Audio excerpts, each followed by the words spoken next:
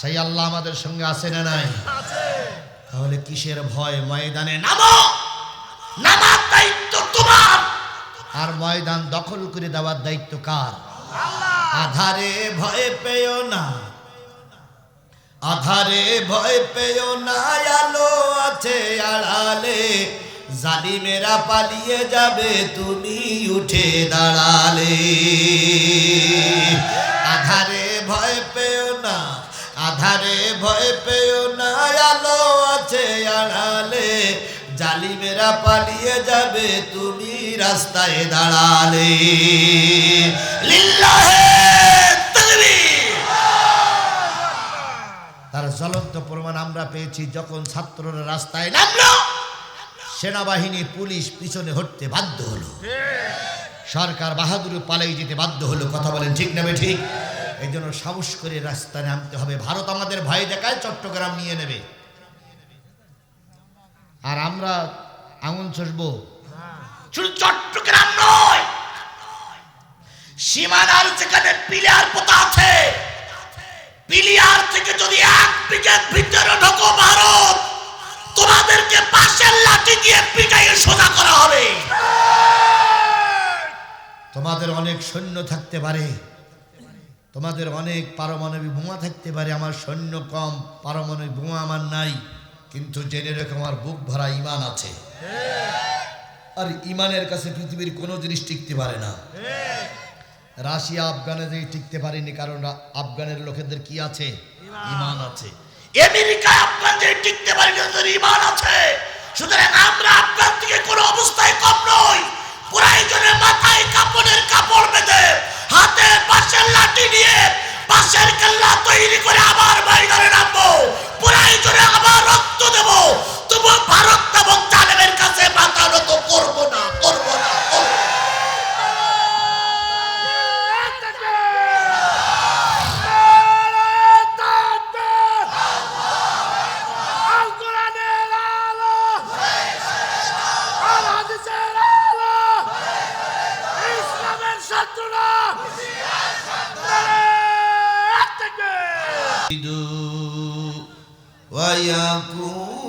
ويقولوا سحر مستمر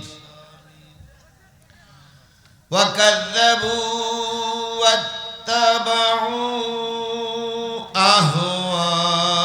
أهواءهم وكل أمر مستقر صدق الله المولانا العظيم إن الله وملائكته يصلون على النبي يا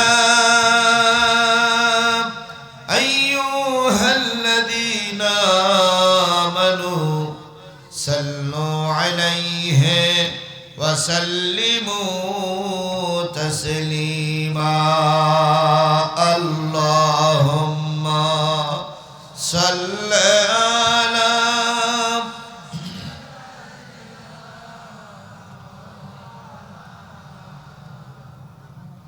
وعلى آل مولانا محبت شهيد جري بلون اللهم صل على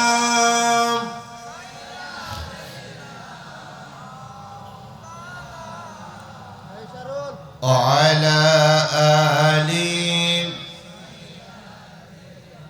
رسولنا دك أمنا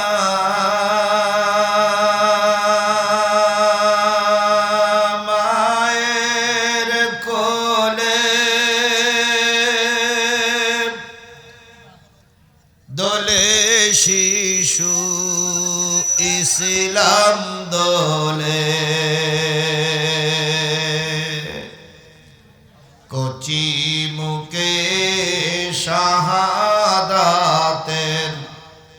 বাণী সে শোনায়, মধুর বাণী সে শোনায়। আল্লাহ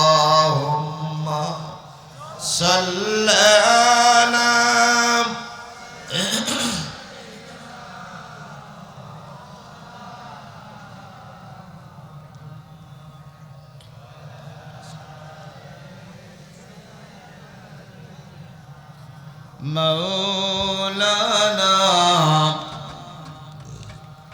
মা আমিনার কোলে একটি ছেলে জন্ম নিল আধার এলে বেলে।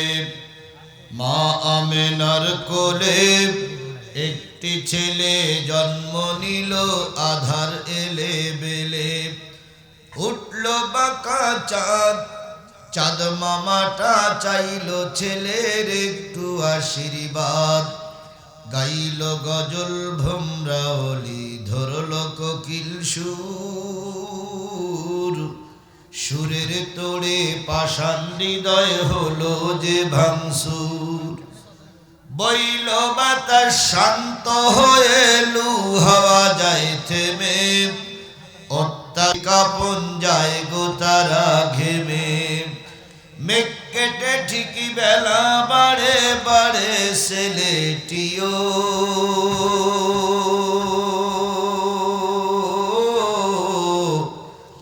সেই ছেলেটি আমার নবী, সবার তিনি প্রিয়। লা ইলাহা, জোরে জোরে লা ইলাহা, আরো জোরে লা ইলাহা, লা ইলাহা, লা ইলাহা ইল্লাল্লাহু মুহাম্মাদুর রাসূলুল্লাহ। লা ইলাহা, লা ইলাহা,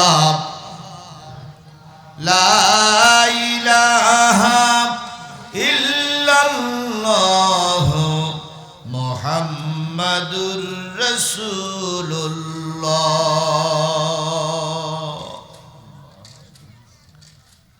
সকলে জবান খুলে একসাথে এক বাক্যে বলছি সাল্লাল্লাহু আলাইহি ওয়াসাল্লাম।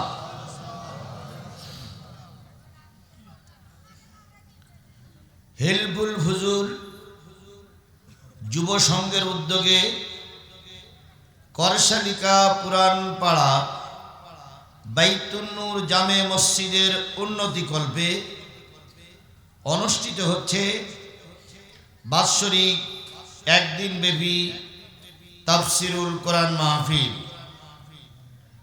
করশালিকা পুরানো পাড়া বাইতুন নূর জামে মসজিদ প্রাঙ্গণ, শাহজাদপুর, সিরাজগঞ্জ। আজকের এই 23শে ডিসেম্বর 2024, 8ই পৌষ 1431 বাংলা, রোজ সোমবারের তাফসিরুল কোরআন মাহফিলের স্বনামধন্য সম্মানিত সভাপতি, বিশিষ্ট আলেমে দ্বীন,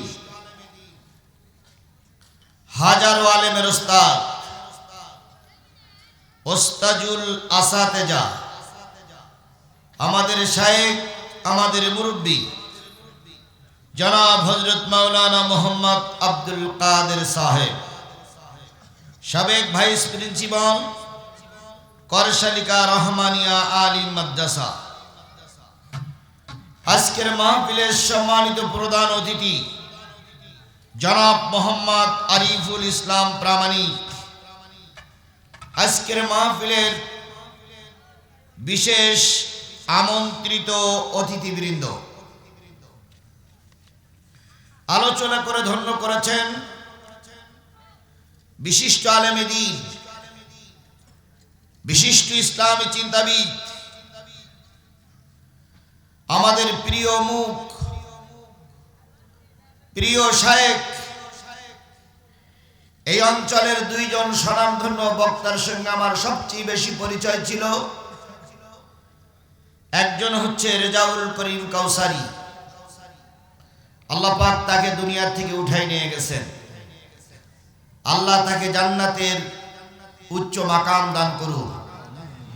আমরা আজকে অন্তর খুলে তার জন্য দোয়া করছি, আল্লাহ তাকে তার জীবনের সকল ত্রুটিগুলো মাফ করে দেন। তিনি কিন্তু সকলের কাছে একজন প্রিয় মুখ ছিলেন। আর একজন ভাইকে আমি খুব সম্মানের সহিত স্মরণ করি, তিনি আজকের মাহফিলের একটু আগে আলোচনা করেছেন। জনাব হযরত মাওলানা মোহাম্মদ ফখরুল ইসলাম সিদ্দিকী সাহেব, আমার শ্রদ্ধেয় ভাই, অধ্যক্ষ মশিপুর সরিষাকোল ফাজিল ডিগ্রি মাদ্রাসা। আল্লাহ পাক আমাদের এই শায়েখের হায়াতে তৈয়বা দান করুন। আল্লাহ তার ইলম এবং আমলে বরকত দিন। তার খেদমতে যেন এলাকাবাসী আরো সন্তুষ্ট হতে পারে এমন যোগ্যতা, এমন সামর্থ্য, এমন কণ্ঠ, এমন বচন ভঙ্গি, এমন ইলম আল্লাহ পাক তাকে যেন দান করেন। আজকের মাহফিলের আর একজন বক্তা হযরত মাওলানা মোহাম্মদ আইয়ুব হোসেন দুলাল সাহেব সহ গর্বিত মায়ের গর্বিত সন্তান শ্রদ্ধেয় ওলামায়ে হযরত, এলাকার বিভিন্ন কুটির থেকে আগত দিনদার পরেজগার মুত্তাকি মুসলমান ভাই ও বন্ধুগণ, পর্দায় অবস্থানরত শ্রদ্ধাশীলা মা ও বোনেরা, সকলকে নিয়ে আবারও সালাম বিনিময় করছি। আশা করছি কারোর জবান বন্ধ থাকবে না। সবাই মিলে সালামের জবাব দিবেন, আসসালামু আলাইকুম ওয়া রাহমাতুল্লাহি ওয়া বারাকাতুহু।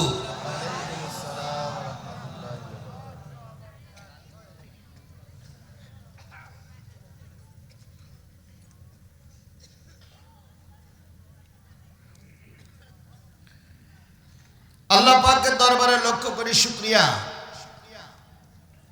যিনি এই প্রত্যন্ত অঞ্চলে আল্লাহর কোরআনের মাহফিল করার মতন পরিবেশ তৈরি করে দিয়েছে।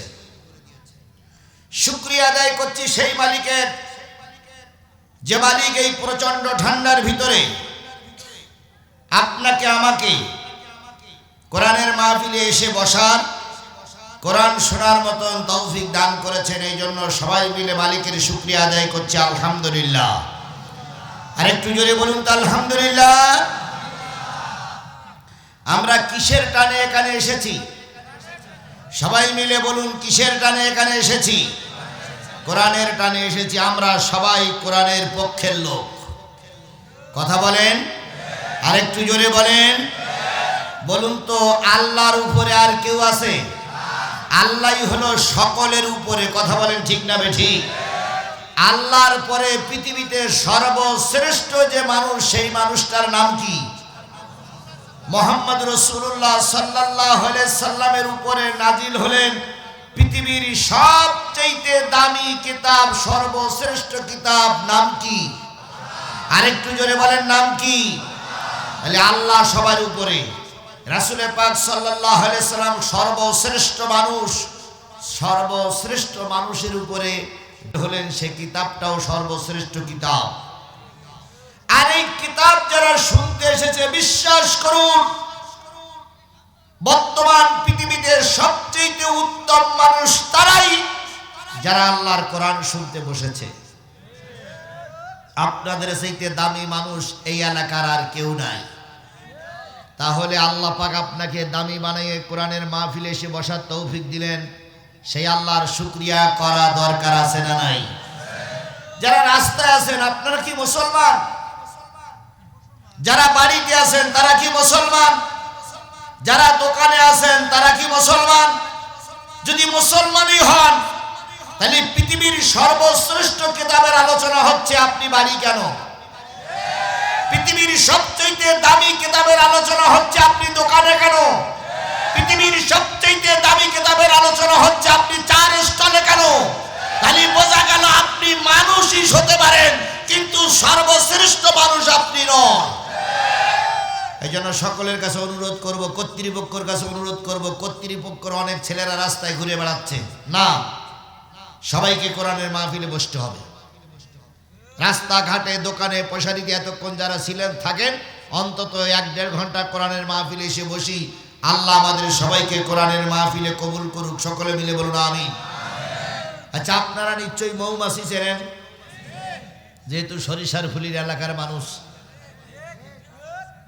বলুন তো, একটা মৌমাছির চাকে, একটা মৌমাছির বাসায় কতগুলো মৌমাছি থাকে? কতগুলো হতে পারে? অসংখ্য।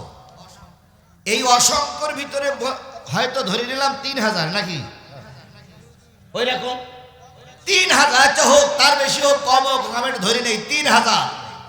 বলুন তো এই 3000 মৌমাছির মাঝখানে একটা বড় সাইজের মাছি থাকে, এইটারে কি মাছি বলে? এই রানী মাছি যেখানেই থাকে মৌমাছিরা সেখানেই যায়। যদি রানী মাছিকে পাহাড়ের উপরে রেখে আসা হয়, মৌমাছিরা সেই পাহাড়ের উপরেই চলে যায়। রানী মাছিকে যদি নৌকায় করে নিয়ে সাগরের মাঝখানে রেখে দেওয়া হয়, মৌমাছিরা সেখানেই যায়। রানী মাছিকে যদি বিলির মাঝখানে মাঠের মাঝখানে রেখে আসা হয়, মৌমাছিরা সেখানেই যায়। কথা বলেন ঠিক না বেঠিক? কারণ 3000 রানী মাছি তার জীবনের চাইতে ওই 3000 মৌমাছি তার জীবনের চাইতে ওই রানী মাছিরে তারা বেশি ভালোবাসে। কথা বলেন ঠিক না বেঠিক? আচ্ছা বলুন তো ওই মৌসাকে যদি কেউ ঢিল মারে, মৌসাকে যদি কেউ ঢিল মারে, তাহলে ওই মৌমাছিরা কি বলবে যে ধৈর্য ধরো, ধৈর্য ধরো, ধৈর্য ধরো? এই ওয়াজ করবে? রানী মাছিরই এত ভালোবাসে, তারপরে কি রানী মাছির হুকুমের অপেক্ষায় থাকবে যে আমাদের ঢিল মেরেছে তার কামড় দেব কি দেব না? কোন কথা শোনার সময় নাই। শত্রু আক্রমণ করেছে, সঙ্গে সঙ্গে অ্যাকশন। কারণ তারা রানী মাছিরে বেশি ভালোবাসে। কথা বলেন ঠিক না বেঠিক? আমরা মুসলমান, আমাদের রানী মাছির নাম কি? জোরে বলেন, মুসলমানের রানী মাছির নাম কি? এই রানী মাছি যেখানেই থাকে, মৌমাছি নামক মুসলমানরা সেখানেই ছুটে যায়। তাহলে আমরা আসলাম কোরআনের টানে, আপনারা দোকানে, আপনারা কিসের টানে দোকানে বসে আছেন? আমরা আসলাম কোরআনের টানে, আপনারা কিসে বাড়ি বসে গোশত খাচ্ছেন? নিশ্চয়ই আপনারা কোরআনকে ভালোবাসেন না। কোরআনকে যারা ভালোবাসে, মৌমাছির কাছ থেকে শিক্ষা নিতে হবে। তারা যেমন রানী মাছির বিপক্ষে নয়। তুমি আর আমি কোরআন ভালোবাসলে অবশ্যই আজকের এই মাহফিলে তোমাকে পাওয়া যাবে। যদি না পাওয়া যায় তাহলে বুঝতে হবে তুমি কোরআনের শত্রু, তুমি আল্লাহর দুশমন, তুমি রাসূলের দুশমন, তুমি মুসলমানের দুশমন, তুমি এই মাহফিলের বিরোধী, তুমি নিশ্চয়ই কোরআন হাদিসের বিরোধী।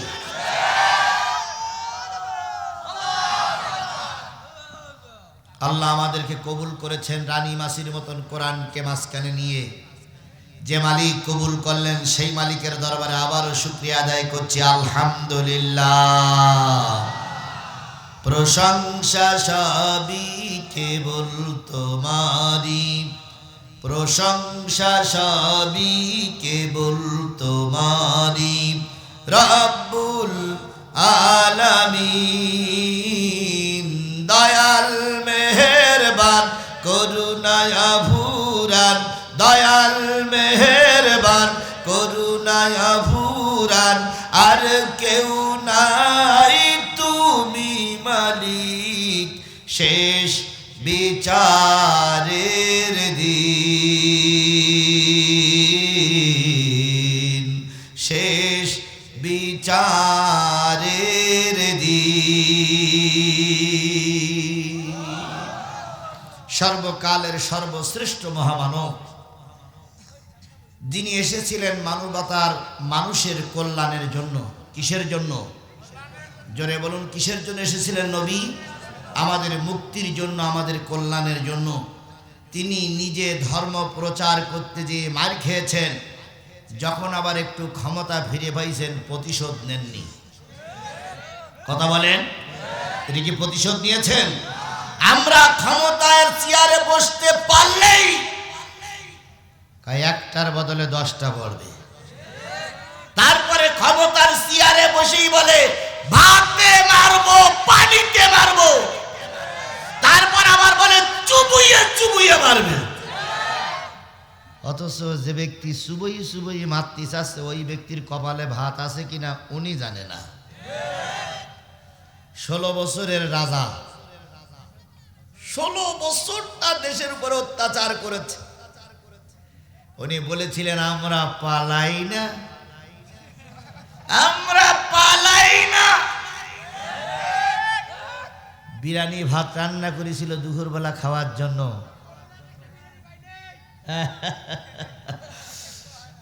কি রান্না করেছিল? কি আরামে খাবে, অধিকার মেরে সেনাবাহিনী, পুলিশ, র্যাব, বিজেপি মেরে ঠান্ডা করে আসবে, ওদেরকে নিয়ে আনন্দে কি খাবে? বিরিয়ানি খাবে। আল্লাহ বলে দিল, তুমি 15.5 বছর মানুষের বড় অত্যাচার করেছো, আজকের দুপুর বেলার বিরিয়ানি তোমার কপালে নয়। হাজারো চেষ্টা করে বিরিয়ানি খেতে পেরেছে। সুতরাং আল্লাহ সব জিনিস সহ্য করে, অহংকার সহ্য করে না। সুতরাং কেউ অহংকার করলে আল্লাহ তার এভাবেই শিক্ষা দেয়। নেতা মঞ্চে দাঁড়িয়ে বলতেছে, যদি কেউ এখানে আবার আমাদের বিরুদ্ধে খেপে যায়, আমাদের বিরুদ্ধে রাজপথে মিছিল করে, তাহলে তাকে মেরে জেলখানায় ঢুকিয়ে দেওয়া হবে। বলা শেষ, তার আগে কাইঠি বলিস তো সবাই, আচ্ছা হবে তো সবাই মিলে ধরে হাসপাতালে নিয়ে গেছে। হাসপাতালের 4-5 জন ডাক্তার পরীক্ষা নিরীক্ষা করে বলতেছে, নেতা আপনার তো সাংঘাতিক ডায়াবেটিস, আপনি কোথায় অস করতেছিলেন? কয় ওই হুজুরদের মাহফিলে বক্তৃতা থেকে দীর্ঘে কাজ হয়ে পড়েছি। তখন ডাক্তাররা বলছে সাংঘাতিক ডায়াবেটিস, আল্লাহ বাঁচাই রেখেছে আলহামদুলিল্লাহ। তো ডাক্তার প্রেসক্রিপশনে কিছু ওষুধ লিখেছে, আর এক পাশে লিখেছে সকালবেলা 2 কোণ রুটি, আর দুপুরবেলা 2 কোণ রুটি, আর রাত্রে একটু চাউলির যাও মিষ্টি ছাড়া। তো নেতার সব বুঝাই দিয়ে বলতেছে এগুলো খাবেন। তখন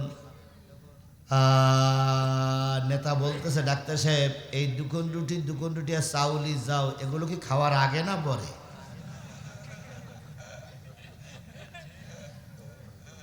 তখন ডাক্তার সাহেব বলতেছে, ওই আজকের থেকে আপনার খাওয়া, এর বেশি খাইতে পারবেন না। কেন, কি হয়েছে? ডায়াবেটিস। নেতা তখন বলতেছে, ডাক্তার সাহেব আমারে চেনেন তো? ব্যাংকে কোটি কোটি টাকা, গলা ভরা ধান, গোয়াল ভরা গরু, পুকুর ভরা মাছ, আমার সরকার এখন ক্ষমতায়। ডাক্তার বলতেছে, যতই চোখ রাঙারাঙি করেন, এই 2 কোণ রুটি আর এই চাউলে যাও না খেলে আপনি বাঁচবেন না। খেলা কার? কিসের অহংকার করেন আপনি? 3 বার পায়খানা, 2 বার বমি। ইন্না লিল্লাহি ওয়া ইন্না ইলাইহি রাজিউন। আল্লাহ পারে না? পারে না। সুতরাং কারোর কাল্লা নিতে যেও না, আল্লাহ তোমার কাল্লা উড়াইয়ে দেবে। আল্লাহর নবী সাল্লাল্লাহু আলাইহি ওয়াসাল্লাম পৃথিবীর সর্বশ্রেষ্ঠ মানুষ। তিনি যদি পাহাড়ের গায়ে হাত লাগাই দোয়া করতেন, পাহাড় সোনা হয়ে যেত। তিনি যদি মাটির পরে একটা লাথি দিয়ে বলতেন, মাটি রে সোনা হয়ে যা, মাটি সোনা হয়ে যেত। তিনি যদি মালিকের কাছে হাত তুলে খাওয়ার জন্য ফরিয়াদ করতেন, ফরিয়াদ করতে যতটুকু দেরি, তার আগেই আল্লাহ তার দোয়া কবুল করে নিতে। আমা আরসালনাকা ইল্লা রাহমাতাল লিল আলামিন।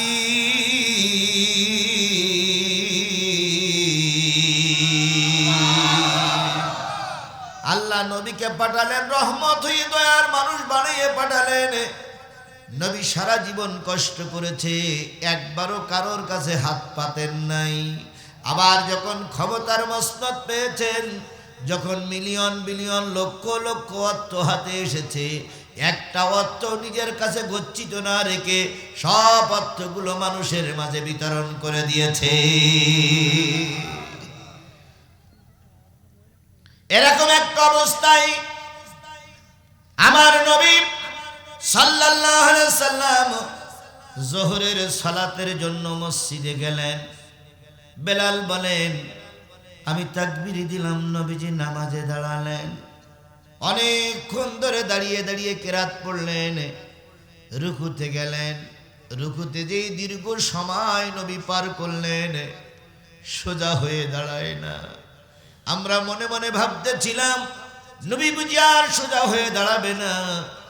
অনেকক্ষণ পরে নবী সোজা হয়ে দাঁড়ালেন। তারপর অনেকক্ষণ দাঁড়িয়ে নবীজি সেজদায় গেলেন। সেজদায় যাওয়ার পর এত দীর্ঘ সময় সেজদা করতেছিল, মনে হচ্ছিল নবী বুঝি আর দুই সেজদার মাঝখানে বসবে না। আমি বেলাল পিছন দিক থেকে একটু সুড়সুড়ি দিলাম। নবীজি বসলেন, আবার সেজদা করলেন। এক পর্যায়ে নামাজ শেষ হয়ে গেল। বেলাল কানের কাছে মুখ লাগাই বলেন, ইয়া রাসূলুল্লাহ, রুকুতে গেলে ওঠেন না, সেজদায় গেলে বসেন না। এত লম্বা নামাজ এত ধীরে ধীরে করেছেন, আমি আমার জিন্দেগিতে এমন লম্বা নামাজ পড়তে দেখিনি। নবীজি বললেন, বেলাল, আয়েশার ঘরে 7 দিন পর্যন্ত কোনো আগুন জ্বলে না। 7 দিন পর্যন্ত না খেয়ে নামাজ কাজা করা যায় না, তাই নামাজ এসেছি।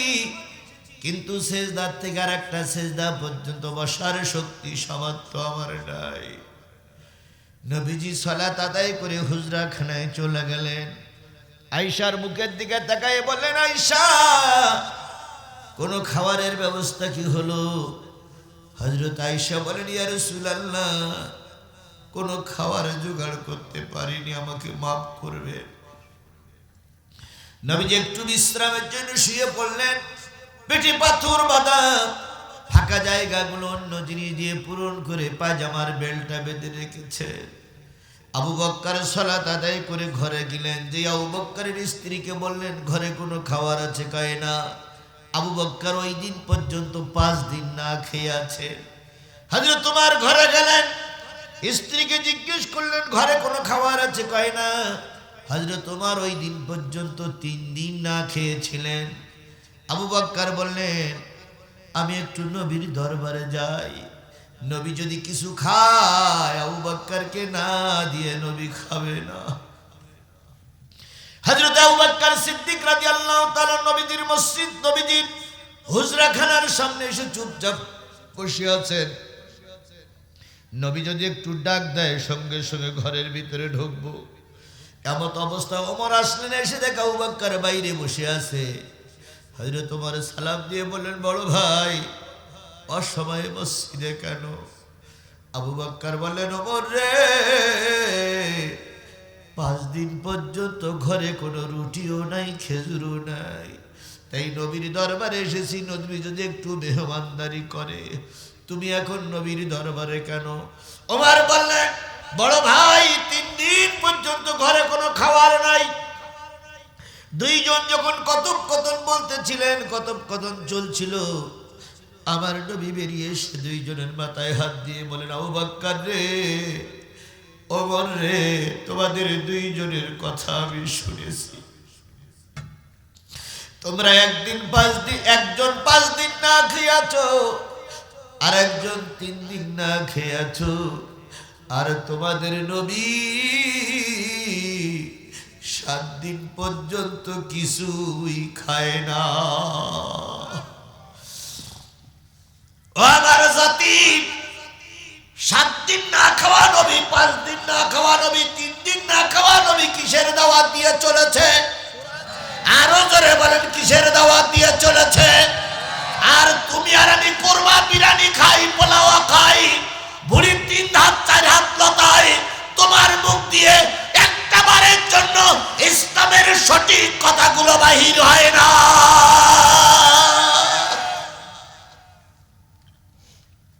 এক বিঘে জায়গার জন্য আর কত কোটি টাকা লাগবে? 1 বিঘে পেটের জন্য আর কত কোটি টাকা মানুষের মেরে খাবে? আর কত সম্পদ হলে তোমার পেট ভরবে? তৎকালীন সরকারের এক মন্ত্রী শুনলাম 1300 বাড়ি, ঢাকা, যশোর, খুলনা, বাগেরহাট, আমেরিকা, ভারত, তারপরে রাশিয়া, জাপান, কুয়েত, এরপরে চীন, সব পৃথিবী মিলে 1300 বাড়ি করেছে। তাহলে একজন মন্ত্রী যদি 1300 বাড়ি করে, তাহলে মন্ত্রী যে বাপ, সে কতটা করিস? শেখ হাসিনার যিনি কর্মচারী ছিল, বাড়ির ঘরে ঝাড় দিত, তার নাকি 400 কোটি টাকা। হেলিকপ্টার ছাড়া চলে না। তাহলে শেখ হাসিনার গোলাম চাকরের যদি 400 কোটি টাকা হয়, তাহলে এই ব্যক্তির বাচ্চার কত কোটি টাকা আছে? যখন বিমানে ওঠে তখন নাকি 13টা সুটকেস ভরে কিনে গেছে, তা দুনিয়ার এখনো কোনো মানুষ জানতে পারল না। মানুষ আর কত নিচে নামবে? স্টেশনে যেই দেখো কত মানুষ না খেয়ে পড়ে আছে, বাস স্ট্যান্ডে যেই দেখেন কত মানুষ ক্ষুধার জ্বালায় ভিক্ষি করতেছে। আর এরা কোটি কোটি টাকার মালিক হয়েছে বিগত 15 বছরে। কথা বলেন ঠিক না বে ঠিক? এদের ধরিয়েই নিয়ে ভুড়ি ফাটতে হবে, নারী পর্যন্ত বের করে আনতে হবে। কথা বলেন ঠিক না বে ঠিক? এদের একবার ফাঁসি দিলে হবে না, 1300 বার ফাঁসি দিতে হবে। আবার মাথায় টুপি দিয়ে হাজি রুমাল পরে কয় আমরা কি মুসলমান না? তোমরা মুসলমান কি কাফের? তোমার প্রশ্ন তুমি নিজে তোমার কাছে করো, উত্তর বেরিয়ে আসবে। কথা বলেন ঠিক না বে ঠিক? আল্লাহ নবী বলেন আবু বকর, আল্লাহ নবী বলেন ওমর, তোমাদের কথা আমি শুনেছি, তোমরা 3 দিন 5 দিন না খেয়ে আছো, আর আমি নবী কয়দিন না খাওয়া। এখানে বসে থাকলে পেটে খাওয়ার যাবে না, চলে একজন সাহাবীর বাড়ি মেহমান হই। আবু বকর বলেন ইয়া রাসূলুল্লাহ, সবাই ক্ষুধার্ত, কার বাড়ির মেহমান হবে? নবী বললেন আবু আইয়ুব আনসারী মেহমান ছাড়া খানা খায় না, চলো তো একটু আবু আইয়ুব আনসারীর বাড়ি যাই। 3 জন আবু আইয়ুব আনসারীর বাড়ি গেলেন।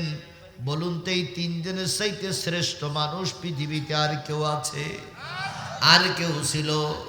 আল্লাহর নবীর চাইতে বড় মানুষ আর কেউ ছিল না। আবু বকর ছিল সমস্ত উম্মতির হেড। কথা বলেন ঠিক না বে ঠিক? হযরত ওমর ছিলেন তার পরবর্তী জায়গার মানুষ। 3 জন চলে গেলেন আবু আইয়ুব আনসারীর বাড়ি। তিনি জোহরের সালাত আদায় করার পর বাগান পরিচর্যা করার জন্য বাগানে চলে গেছে। বাড়িতে যেয়ে সালাম দিলেন, আসসালামু আলাইকুম ইয়া আহলাল বাইত।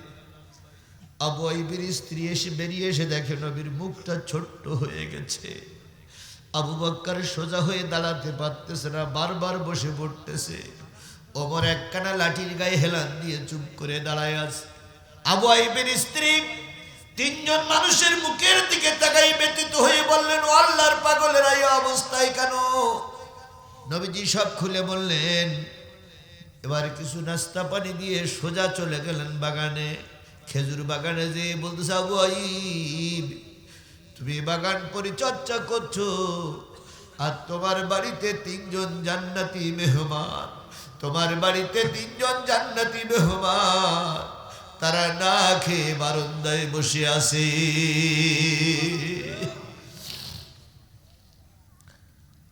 তাড়াতাড়ি চলো।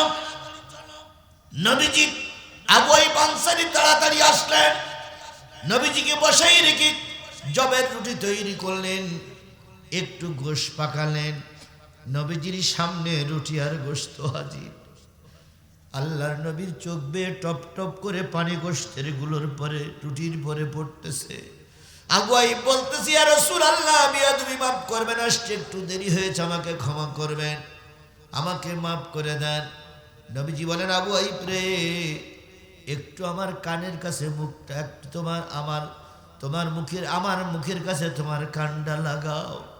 আবু আইয়ুব কান লাগানোর পরে নবী 2 কানা রুটি আর একটু গোশত দিয়ে বলতে, আবু আইয়ুব গোশত 2 কানা রুটি 2 কানা আমার বাড়িতে পৌঁছে দিয়ে এসো। আবু আইয়ুব বললেন, ইয়া রাসূলুল্লাহ একটু পরে নিয়ে যাবেন। নবীজি বললেন, না না হয় না। আমার ফাতেমা আমার দিকে তাকাই তাকাই বলেছিল, আব্বু তুমি আল্লাহর নবী, লোকে হয়তো তোমাকে মেহমানদারি করবে, কিন্তু আমি তো না খেয়ে আছি, কথাটা যেন ভুলে যেও না। আর রুটি আর গোশত দিয়ে এসো, আমার মেয়ের মুখে হাসি না ফোটানো পর্যন্ত আমি গোশত আর রুটি খেতে পারি না।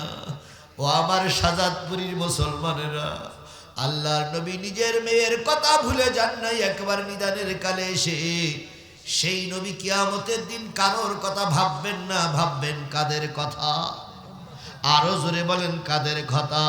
তাহলে সেই উম্মত কি আমরা? সেই উম্মত কি আমরা? এই জোরে বলেন, সেই উম্মত কি আমরা? তাহলে আমরাই যদি সেই নবীর উম্মত হই, নবীর পরে নাজিল হওয়া কোরআনের আলোচনা চলছে আর তুমি রাস্তায় ভিড়ে টানতেছো, তুমি উম্মত নামের কলঙ্ক, তুমি আল্লাহর বান্দার নামের কলঙ্ক। কথা বলেন ঠিক না বেঠিক? তুমি যা করতেছো সব ফেরেশতারা দেখতেছে। হাতে ধরে বলি, পায়ে ধরে বলি, ছেলেরা একবার ধরে ধরে চান্দা তুলে, পয়সা তুলে মাহফিলটা দিয়েছে তোমাদের কিছু কোরআন হাদিস শোনানোর জন্য, আর তোমরা বিড়ে টেনে বেড়াচ্ছ। কিয়ামতের দিন আল্লাহর দরবারে কই ভাত দেওয়া যাবে না। মা বোনদেরকে বলি, কাজ সেরে কোরআনের মাহফিলে এসে বসুন, আর পুরুষদেরকে মাহফিলে পাঠিয়ে দেন। তাহলে যে নবীর এত কষ্ট করেছেন উম্মতের জন্য, কিয়ামতের দিন কাঁদবেন উম্মতের জন্য, সেই নবীর নামে দুরূদ শরীফ পড়া দরকার আছে না নাই? সবাই মিলে বলছি সাল্লাল্লাহু আলাইহি ওয়াসাল্লাম। বন্ধুগণ, আপনারা এত রাত ধরে বসে আছেন কি শোনার জন্য? জোরে বলেন, কি শোনার জন্য বসে আছেন? আমি কোরআন থেকে 2-3টা আয়াত তেলাওয়াত করেছি। এই 3টা আয়াতের পরে কথা হবে। আপনারা কি একটু সময় আমাকে দিবেন? দিবেন আপনারা? এই যে 2জন ভাই উঠে গেলেন, এই 2জন ভাই নিশ্চয়ই আমাদের শত্রু। না না না,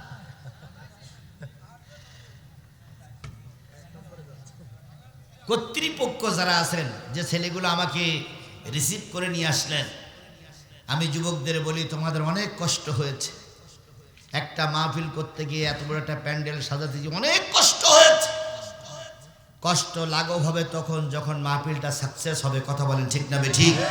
এই জন্য সকল যুবকদের বলি, এখন আর বাড়িতে নয়, এখন আর রাস্তায় নয়, এখন আর প্রোটোকল দেওয়ার সময় নাই, এখন আর নিরাপত্তা দেওয়ার দরকার নাই। সকলে এসে বসে কিসের ছায়া তলে? আরো জোরে বলেন, কিসের ছায়া তলে? আল্লাহ আমাদের সবাইকে কবুল করুক। সকলে মিলে বলুন আমিন। আল্লাহ বলতেছে, ওয়াইজা কুরিয়াল কোরআন ফাসতামিউ লাহু ওয়া আনসিতু লাআল্লাকুম তুরহামুন। যখন তোমাদের সামনে কোরআন পড়া হবে, তখন সেই কোরআনগুলো তোমরা চুপচাপ বসে বসে শোনো। কে বলছেন? আরো জোরে বলেন। আল্লাহ বলতেছেন, কোরআন পড়া হবে যখন, তখন চুপচাপ বসে বসে শোনো। আমি কোরআন পড়িছি না পড়িনি? কোন সূরা? সূরা কমার। সবাই মিলে বলেন, কোন সূরা? কয়টা আয়াত? এই 3টা আয়াত পড়ার পর আল্লাহ বলতেছে, যখন এই কোরআনের আয়াত পড়া হবে, এই কোরআনের আয়াতের তাফসীর হবে, তুমি যদি মুসলমানের বাচ্চা হও, চুপচাপ বসে বসে শোনো। কার নির্দেশ? আল্লাহর নির্দেশ মেনে চলা ফরজ, ওয়াজিব, সুন্নত না মুস্তাহাব? তাহলে তাই যদি হয়, যারা এখন আসেন নাই তারা ভালো করে শুনুন, কোরআনের মাহফিলে আসা আপনার জন্য ফরজ। যদি না আসেন, কিয়ামতের দিন আল্লাহর দরবারে আপনিও কৈফিয়ত দেবেন, আমিও কৈফিয়ত দেব। বন্ধুরে, আর 50টা মিনিট আলোচনা চলতে পারে। দয়া করে কোরআনের মাহফিলে এসে বসুন। আল্লাহ সবাইকে হেদায়েত নসিব করুক। সকলে বলুন আমিন। এবার একটু হাদিসে যান। আল্লাহ নবী বলেন, আল কোরআনু শাফিআম মুশাফফা ওমা হিল্লু মুসাদ্দিকান মান জালাহু আমামাহু কদ্দাহু ইলাল জান্নাহ ওয়া মান জালাহু খালফাহু সাকাতাহু ইলান নার। ভালো করে শুনে হাদিসটা, তারপর আপনারা উঠবেন। আল্লাহ নবী বলেন, কোরআন এমন একটা কিতাব, কিয়ামতের দিন কারোর জন্য আল্লাহর কাছে সুপারিশ করবে। বান্দার যখন বিচার হবে, কোরআন লাভ দিয়ে আল্লাহর পাশে গিয়ে দাঁড়াবে। আল্লাহ, এই লোকটা কোরআনওয়ালা ছিল, এই লোকটা তোমার কোরআনের পক্ষে ছিল। শীতের রাত্রিতে, অন্ধকার রাত্রিতে আজিজুল ইসলাম জিহাদি কোরআনের তাফসীর করেছে, আর তোমার বান্দা চুপচাপ বসে বসে শুনেছে। আমি ভিডিও করে রেখেছিলাম। আল্লাহ, আমি সুপারিশ করতেছি, আমি কোরআন আমার সঙ্গে তোমার বান্দারে জান্নাতে দিয়ে দাও। কোরআন সামনে যাবে, বান্দা পিছনে পিছনে যেতে যেতে কোন পর্যন্ত পৌঁছায়া যাবে? জান্নাত পর্যন্ত পৌঁছায়া যাবে। তাহলে কোরআন কারোর পক্ষে সুপারিশ করবে। যারা কোরআনের পক্ষে থাকবে, কোরআন তাদের পক্ষে কি করবে? আর এই কোরআনের মাহফিল থেকে যারা উঠে যাবে, আমান জালাহু খালফাহু, যারা কোরআনকে পৃষ্ঠ প্রদর্শন করবে, অর্থাৎ কোরআনকে যারা পাশা দেখিয়ে চলে যাবে, পৃষ্ঠ প্রদর্শন করে চলে যাবে, এই কোরআন কিয়ামতের দিন হাশরের ময়দানে ঘুরবে। তাকে উঁচু করে ধাক্কা দিয়ে জাহান্নামে নিক্ষেপ করবে। তাহলে কোরআন সামনে রাখলে কোরআন আমাকে টেনে টেনে কোথায় নিয়ে যাবে, আর কোরআন পিছনে রাখলে কোরআন ধাক্কা দিয়ে কোথায় নিক্ষেপ করবে। তাহলে আমরা কি জান্নাতে যেতে চাই না জাহান্নামে যেতে চাই? এই স্পষ্ট করে বলতে হবে, জান্নাতে যেতে চাই না জাহান্নামে যেতে চাই। তাহলে জান্নাতে যদি যেতে চাই তাহলে কোরআন কোন জায়গায় রাখতে হবে? আরো জোরে বলেন, কোরআন কোথায় রাখতে হবে? কোরআন রাখতে হবে আমাদের সামনে, কোরআনকে বানাইতে হবে আমাদের ইমাম। তাহলে আপনারা যারা এখানে বসে আছেন আপনাদের সামনে কি কোরআন, আমরা যারা মঞ্চে বসে আছি আমাদের সামনে কি কোরআন। তাহলে আপনাদের ইমাম কোরআন, আমাদের ইমামও কোরআন। এখন যদি কোনো ব্যক্তি যে মাহফিল থেকে উঠে চলে যায় তার পিছে পড়বে কি কোরআন, যারা মঞ্চের থেকে উঠে যাবে তাদের পিছনে পড়বে কি কোরআন। তাহলে যারা কোরআনকে পিছনে রাখবে কোরআন তাদের ধাক্কা দিয়ে কোথায় নিক্ষেপ করবে। এই জন্য সকলের কাছে অনুরোধ করি, গভীর রজনী পর্যন্ত ওয়াজ করার অভ্যাস আমার নাই। আপনারা এর আগে যারা ওয়াজ শুনেছেন, আজকেও যারা শুনতেছেন, আমি 12টা পর্যন্ত কথা বলা লোক। 12টা পর্যন্ত যদি আজকেও কথা হয় তাহলে আর মাত্র 1 ঘন্টার সময় আছে। মাঝখানে 5টা মিনিট যাবে মোনাজাত করতে। ইতিমধ্যে আমার প্রায় 1 ঘন্টা প্রায় 50 মিনিট আলোচনা হয়ে গেছে। আমরা কি পারবো না আর 50টা মিনিট কোরআনের মাহফিলে বসে থাকতে? পারবো না, পারবো না, পারবো না। আচ্ছা, কারা কারা কোরআনের মাহফিলের শেষ মোনাজাত পর্যন্ত থাকতে রাজি আছেন? একটু 2 হাত উঁচু করে আল্লাহরে দেখায় দেন।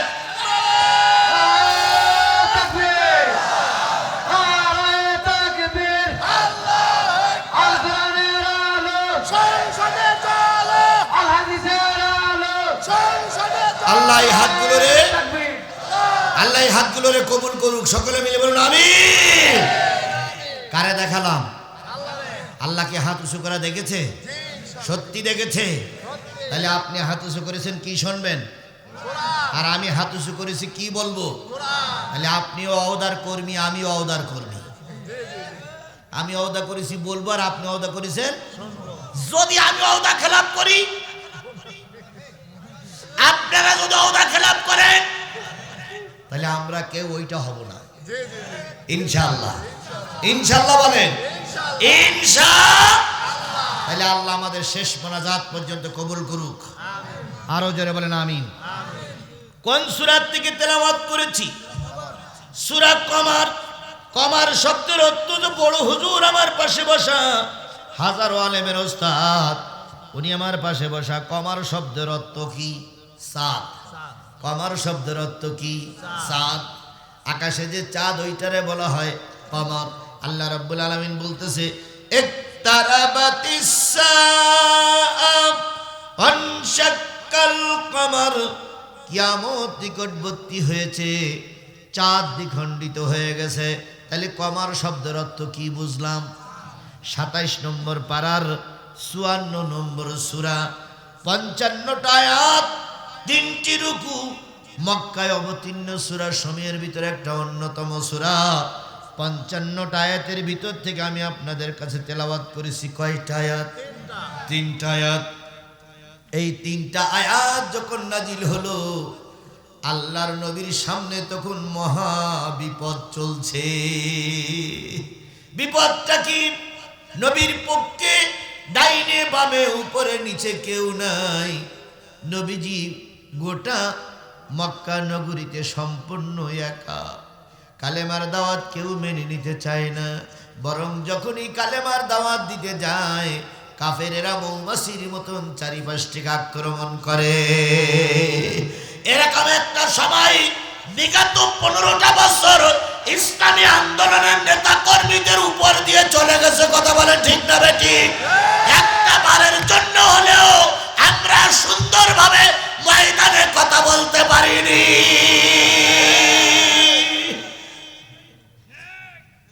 বক্তা ওয়াজ করবে, কি ওয়াজ করবে তা ওরা শিখাই দিত।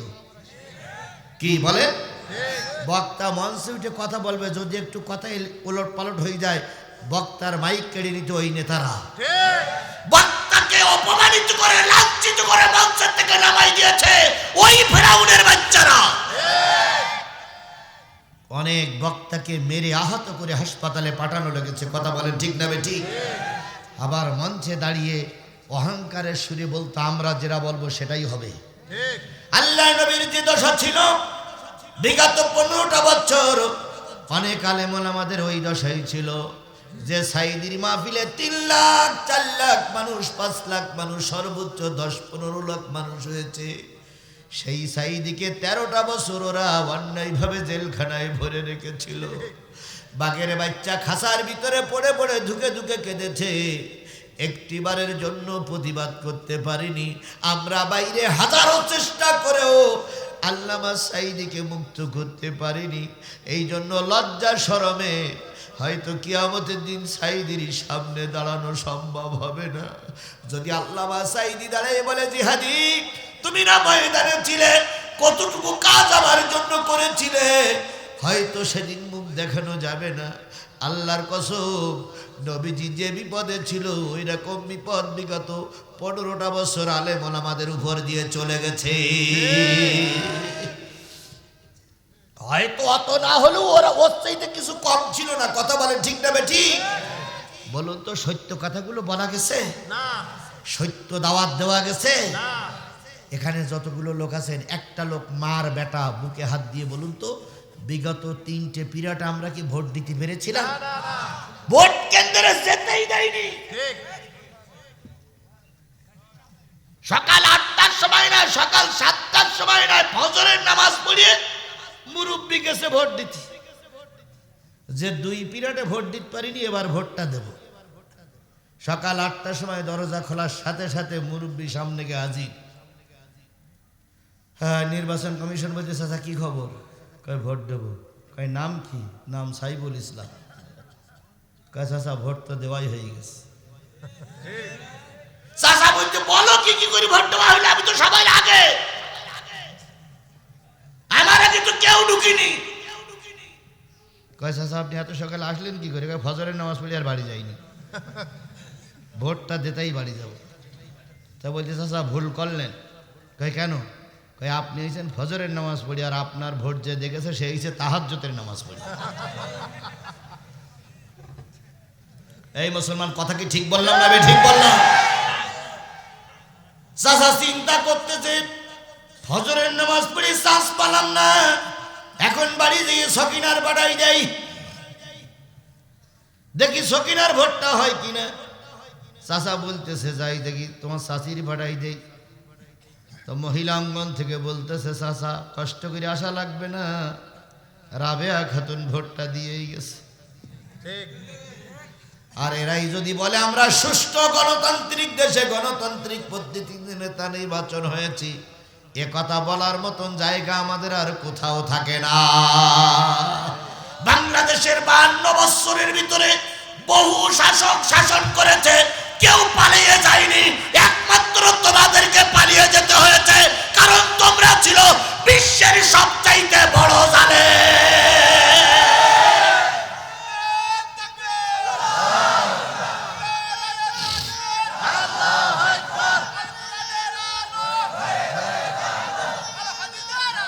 ফেরাউন অত্যাচার করেছে,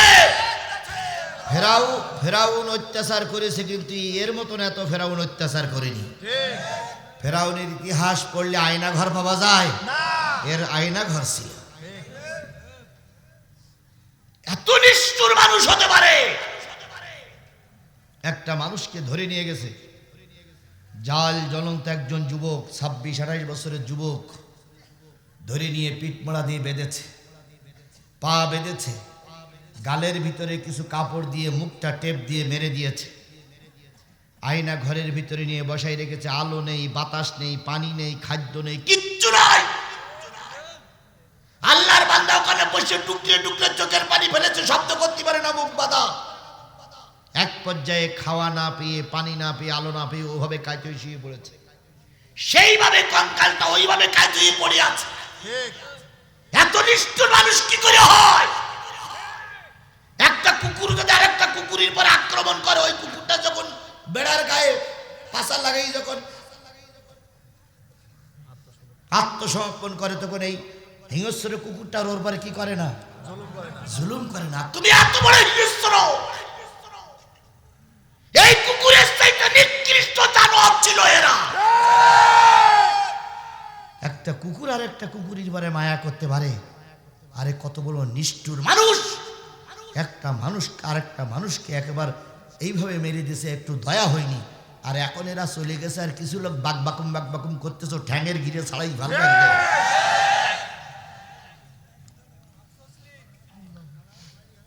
এরশাদ পালায়নি, খালেদা জিয়া পালায়নি, বাংলাদেশ জামাত ইসলামের শীর্ষ নেতাদের ফাঁসি হয়েছে, অনেক শিবিরের ছেলেকে রাজপথে গুলি করে মেরেছে, কেউ ময়দান ছেড়ে পালাই যায়নি। কথা বলেন ঠিক না ঠিক?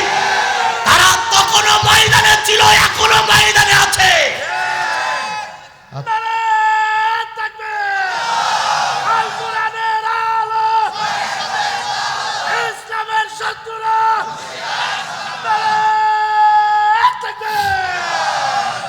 আর তোমরা মুক্তিযুদ্ধের বীর সেনা, মুক্তিযুদ্ধের পক্ষের লোক, একটু ছেলে পিলেরা তাড়া দিল, বাচ্চারা তাড়া দিল, হুঙ্কার দিল, আর অমনি টাক সুটকেসের ব্যাগ নিয়ে প্লেনে পালিয়ে গেলে একবারও চিন্তা করলে না আমি চলে যাচ্ছি, আমার দলের নেতা কর্মীদের কি হবে? তোমাদের বিপদে ফেলেই তোমার মা পালিয়ে গেল, আর সেই মার পক্ষে আবার বাকবাকুম করতেছো, চোখ তুলে ফেলবো।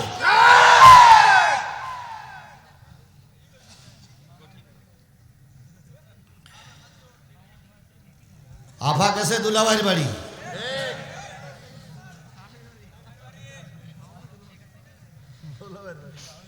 কথা বলেন। আফা গেছে জামাইয়ের বাড়ি, কথা বলেন ঠিক না ঠিক? তারপরে হ্যাঁ যৌতুকের দাবি করতে, যৌতুকের দাবি দেওয়া হবে আলু আর পেঁয়াজ।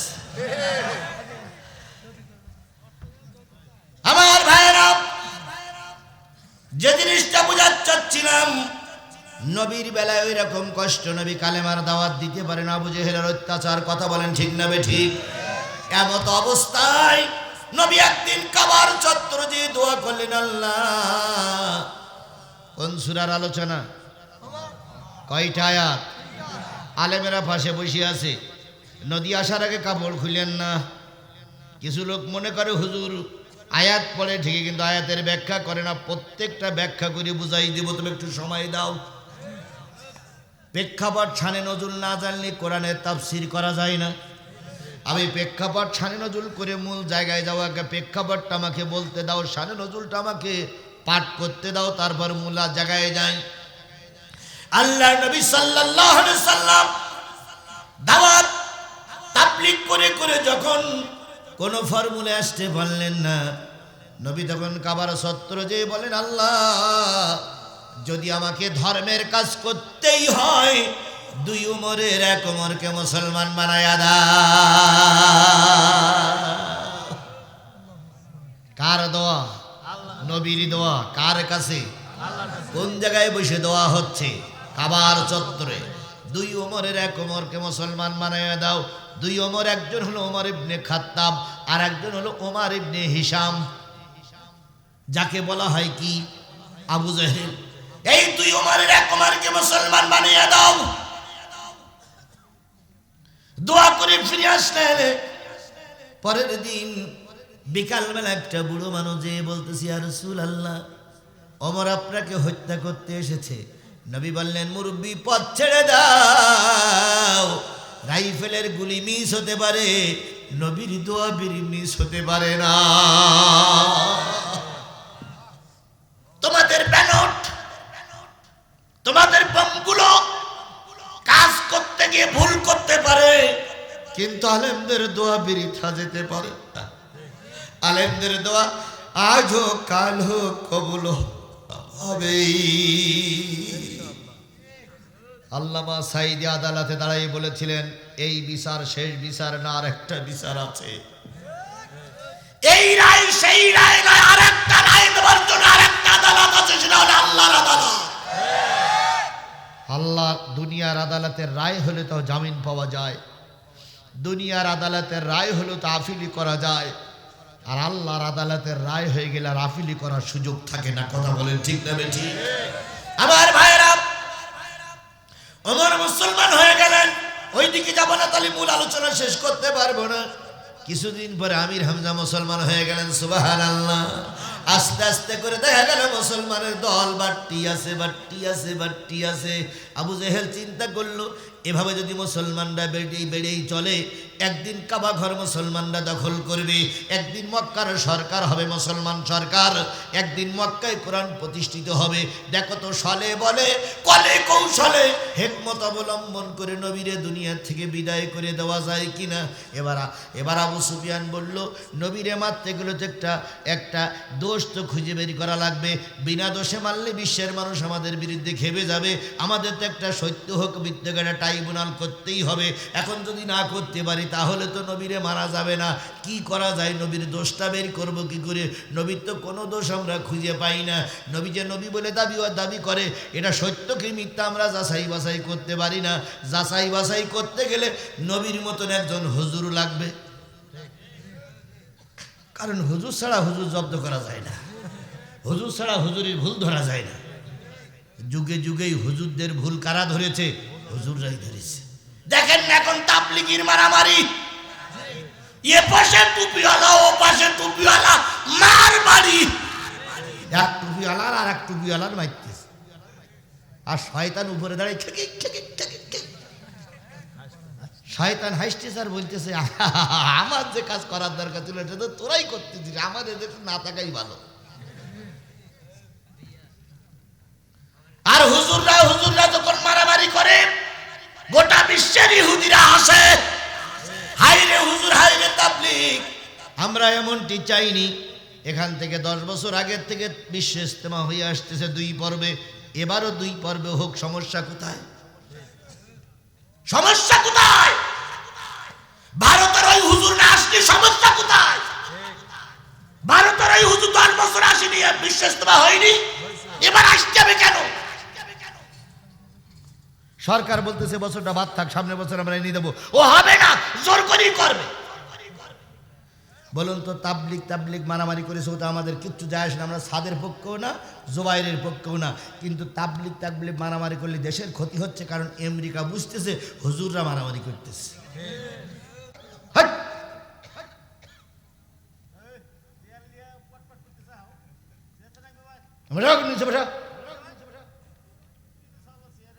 আর তুমি বুড়ো শয়তান সে ভালো করতেছে।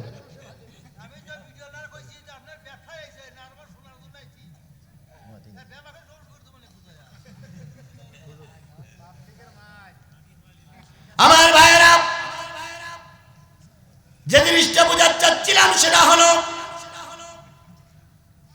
আল্লাহ নবী সাল্লাল্লাহু আলাইহি সাল্লাম ধর্মের কথা বলতে গেছে, সেই সময় হুজুরকে ঠকানোর জন্য ওরা কি খুঁজতেছে? হুজুর খুঁজতেছে। ওরা চিন্তা করলে আমাদের মক্কায় তো কোনো হুজুর নাই, তাহলে বিশ্বের বড় হুজুর কোন দেশে আছে সেই দেশে চলো। একজন সংবাদ দিল মদিনায় একজন হুজুর আছে, তিনি তাওরাত কিতাব জানে, জব্বুর জানে, ইনজিল জানে, অন্যান্য কিতাব জানে, এই 3 কিতাবের পারদর্শী তিনি। চলো আমরা ওই হুজুরকে ভাড়া করে নিয়ে আসি। ওই হুজুর যদি এই হুজুরের বিরুদ্ধে ফতোয়া দেয়, জাতি জানবে ওই হুজুরটাই ঠিক, এই হুজুরকে মেরে দেয়। আমাদের দেশে হুজুর কিনে হুজুরের বিপক্ষে ফতোয়া দেওয়া লোক আছে না নাই? জোরে বলেন আছে না নাই? বলুন তো, আল্লামা সাঈদীর যখন প্রথম মামলা হয়, এই মামলাটা দিয়েছিল কারা? হুজুররাই। কোন হুজুর? তো নজিবুল বাশার, তরিকাত ফেডারেশনের নজিবুল বাশার। কথা বলেন ঠিক না বেঠিক? তিনি কি মামলা দিয়েছিল? আল্লামা সাঈদী নাকি ধর্মের অপব্যাখ্যা করে। মতিউর রহমান নিজামী নাকি ধর্ম নিয়ে ব্যবসা করে। আল্লামা সাঈদী নাকি ধর্মের অপব্যাখ্যা করে দেশকে ভুল পথে চালাচ্ছে। এই মামলাটা সরকারের কাছে দিল, সরকার ওই মামলাটা গ্রহণ করলো। ওই মামলায় সর্বপ্রথম ইসলামী আন্দোলনের নেতাদেরকে গ্রেপ্তার করা হলো। তারপরে যুদ্ধ অপরাধী বলেন, আর এই ঘরপড়া নিয়ে বলেন, হিন্দুদের দেশান্তরিতে বলেন, এসব মামলাগুলো পরে। আগে হয়েছে হুজুরির মামলায় হুজুর ধরা পড়েছে। ঠিক আবু জেহেল বাহিনী একজন হুজুর খুঁজলো মুহাম্মদকে ঠকানোর জন্য, তাই তারা চলে গেল মদিনায়। মদিনার উপকণ্ঠে নিয়ে বলতেছে, এখানে বড় হুজুর কে? সবচেয়ে বড় হুজুর কে? এই মদিনায় সবচেয়ে বড় হুজুর কে? তখন ওখানকার কিছু লোক বললো, আমাদের ওই যে একটা মুরব্বির বাড়ি দেখেছে, ওই মুরব্বির দুটো ছেলে আছে, একটা হচ্ছে কাব ইবনে মালেক আর একটা হচ্ছে কাব ইবনে আশরাফ। কাব ইবনে আশরাফ হচ্ছে জগৎ বিখ্যাত কবি, আর কাব ইবনে মালেক হচ্ছে এই মদিনার সবচেয়ে বড় হুজুর।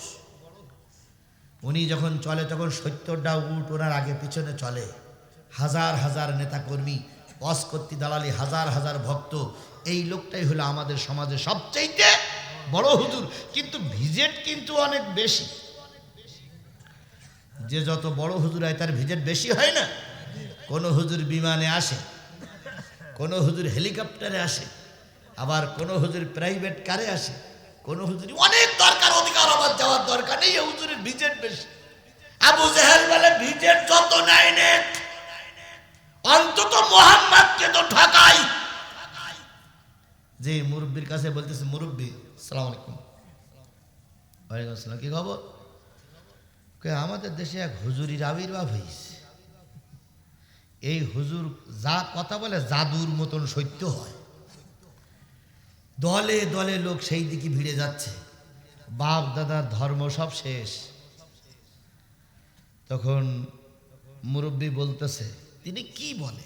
কয় তিনি বলতেছে শেষ নবী তিনি, আর তিনি যে ওয়াজ করে ওয়াজ শুনে প্রায় মানুষ তার পক্ষে চলে যাচ্ছে। তো আমরা এই হুজুরির ঠকানোর জন্য আপনার কাছে আসছি, আপনার ছেলে নাকি বড় হুজুর, তো ওনারা আমরা ভাড়া করে নিয়ে যাব, যাতে করি আমাদের এই মোহাম্মদকে কি করে দেয়, ঠকাই দেয়। কাব ইবনে মালিক তখন উপস্থিত ছিলেন না। কাব বললেন, মালিককে একটু ডেকে নিয়ে এস। মালিক সব শুনে বুঝে বলতেছে, মুরব্বি শুনে বুঝে দেখলাম তিনি আপনাদের পথের কাঁটা, ওই কাঁটা দূর করে দেব, বিনিময়ে আমাকে 7 বস্তা টাকা দেওয়া লাগবে। কয় বস্তা? 7 বস্তা। আবু জেহেল চিৎকার দিয়ে কয়, হ্যাঁ যুবক, এই হুজুর 7 বস্তার বেশি তোমাকে আরো 2 বস্তা বেশি দেওয়া হবে, সত্য মোহাম্মদকে ঠকাই দিতে হবে। কাব ইবনে মালিক বললেন, মুরব্বি ব্যাপার নয়, কত হুজুরকে বহস করে ঠকাই দিলাম, মোহাম্মদকে ঠকাই দিতে আমার মোটেও দেরি লাগবে না। আপনি বাড়ি দিয়ে মঞ্চ তৈরি করেন, আগামী বৃহস্পতিবার 14ই রবিউল আউয়াল, প্রচণ্ড প্রচণ্ড ঠিক প্রচণ্ড প্রচণ্ড পূর্ণিমার রাত্রিতে যেদিন 4টা ফুল গোল হয়ে যাবে, ওই দিন আমি আসতেছি। আর আপনি যে বলেন মুহাম্মাদের কাছে আমি 3টে প্রশ্ন করব, একটা শরিয়াত, একটা মারফত, আর একটা হকিকত। একটা শরিয়াত, আর একটা মারফত, আর একটা হকিকত আধ্যাত্মিক। এই 3টে প্রশ্ন করবে, একটা হলো শরিয়াত, একটা হলো মারফত, আর একটা হলো আধ্যাত্মিক। 3টে প্রশ্ন করব। 3টি প্রশ্নের উত্তর যদি দিতে পারে তাহলে বুঝবো তিনি সঠিক নবী। 3টি প্রশ্নের উত্তর যদি না দিতে পারি, আপনার লোকজন রেডি করে রাখবেন, যেই বলবো উত্তর ভুল সেই যেন আপনার বাহিনী মুহাম্মদকে মেরে দুনিয়ার থেকে বিদায় করে দেয়। আবু জেহেল বলতে, আবু সুফিয়ান অনেকদিন পর একটা সুযোগ পাওয়া গেছে বলে মনে হয়, অনেকদিন পর একটা সুযোগ পাওয়া গেছে, এর সুযোগ আর হাতছাড়া করা যাবে না। এবার নিশ্চিত নবী ফের। বলুন তো, দুনিয়ার সব লোক নবী বিরোধী, আর নবীর পক্ষে আছে কে? আর একটু জোরে বলেন কে? যার পক্ষে আল্লাহ থাকে তারে কেউ ঠকাতে পারে? জোরে বলেন পারে? এই যে সরকার চলে গেছে, এই সরকার চিন্তা করতে আমার পক্ষে আছে সেনাবাহিনী, আমার পক্ষে আছে বিজিবি, আমার পক্ষে আছে র্যাব, আমার পক্ষে আছে পুলিশ, আমার পক্ষে আছে আনসার, সর্বোপরি আমার পক্ষে সমস্ত ক্ষমতার দাপট আছে, আমারে কেউ নামাতে পারবে না। কিন্তু আল্লাহ বলে দিল, বিএনপি তোরে নামাতে পারবে না, জামাত তোরে নামাতে পারবে না, আমি যাদেরকে দিয়ে তোদের নামাবো তাদের পরিচয় তোদের কেউ জানে না। 5 তারিখের আগে এই সংস্কার আন্দোলনের, কোটা বিরোধী আন্দোলনের ছেলেদের আপনারা চিনতেন? আমিও চিনতাম। তাহলে ওরা নামলো, আরে পেট নির্বাচন অমনি লেজ গুটাই নিয়ে চলে গেল। এখন আমার বলতেছে আমি সীমানার পাশে আছি, চট করে ঢুকে পড়বে, তাই বলতেছে না? আচ্ছা ওনারা শর্ট করে ঢুকি বলবো আর আমরা কি আঙুল ছুটবো? জোরে বলেন আঙুল ছুটবো? আইসো চট করিয়া আয়না ঘর তোমার জন্যে রাখছি গো সাজায়া। আইসো চট করিয়া আয়না ঘর তোমার জন্যে রাখছি গো সাজায়া। আমরা রিসিপশনে বৈশাছি, রিসিপশনে বৈশাছি জুতোর মালা লইয়া। আয়না ঘর তোমার জন্যে রাখছি গো সাজায়া। নির্বিচারে মানুষ মানুষ ক্ষমতার লাগিয়া। দিন ধর্ম আর মানবতা সব কিছু ছাড়িয়া বুবু সব কিছু ছাড়িয়া।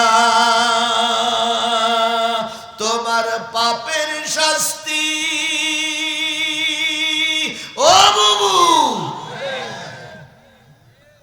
পাপের শাস্তি পাইতে হবে যাইও না ভুলিয়া। আয়না ঘর তোমার জন্যে রাখছি গো সাজায়া। নির্বিচারে মানুষ মেরেছে না মারিনি? বিডিআর হত্যার জন্য এই ফিরাউনের বাচ্চাই দায়ী। আল্লামা সাইদি রায়ের পরে 3 দিনে 300 লোক গুলি করে মেরেছিল এই পেতনির বাচ্চা। কথা বলেন।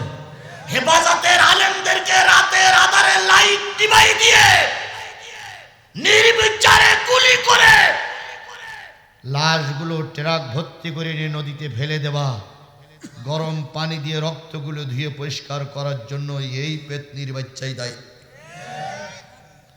এর বিচার আমরা চাই কি চাই না? জোরে বলেন চাই কি চাই না? বিশ্ব নন্দিত আলেমে দ্বীন আল্লামা সাইদি স্বাভাবিক মৃত্যুবরণ করেনি, তাকে ইনজেকশন দিয়েই মেরে দেওয়া হয়েছে। কথা বলেন ঠিক না ঠিক? আমরা সাইদি রক্তের বদলা নেব ইনশাআল্লাহ। জোরে বলেন ইনশাআল্লাহ। আজও কালো সাইদির বিচার হবেই।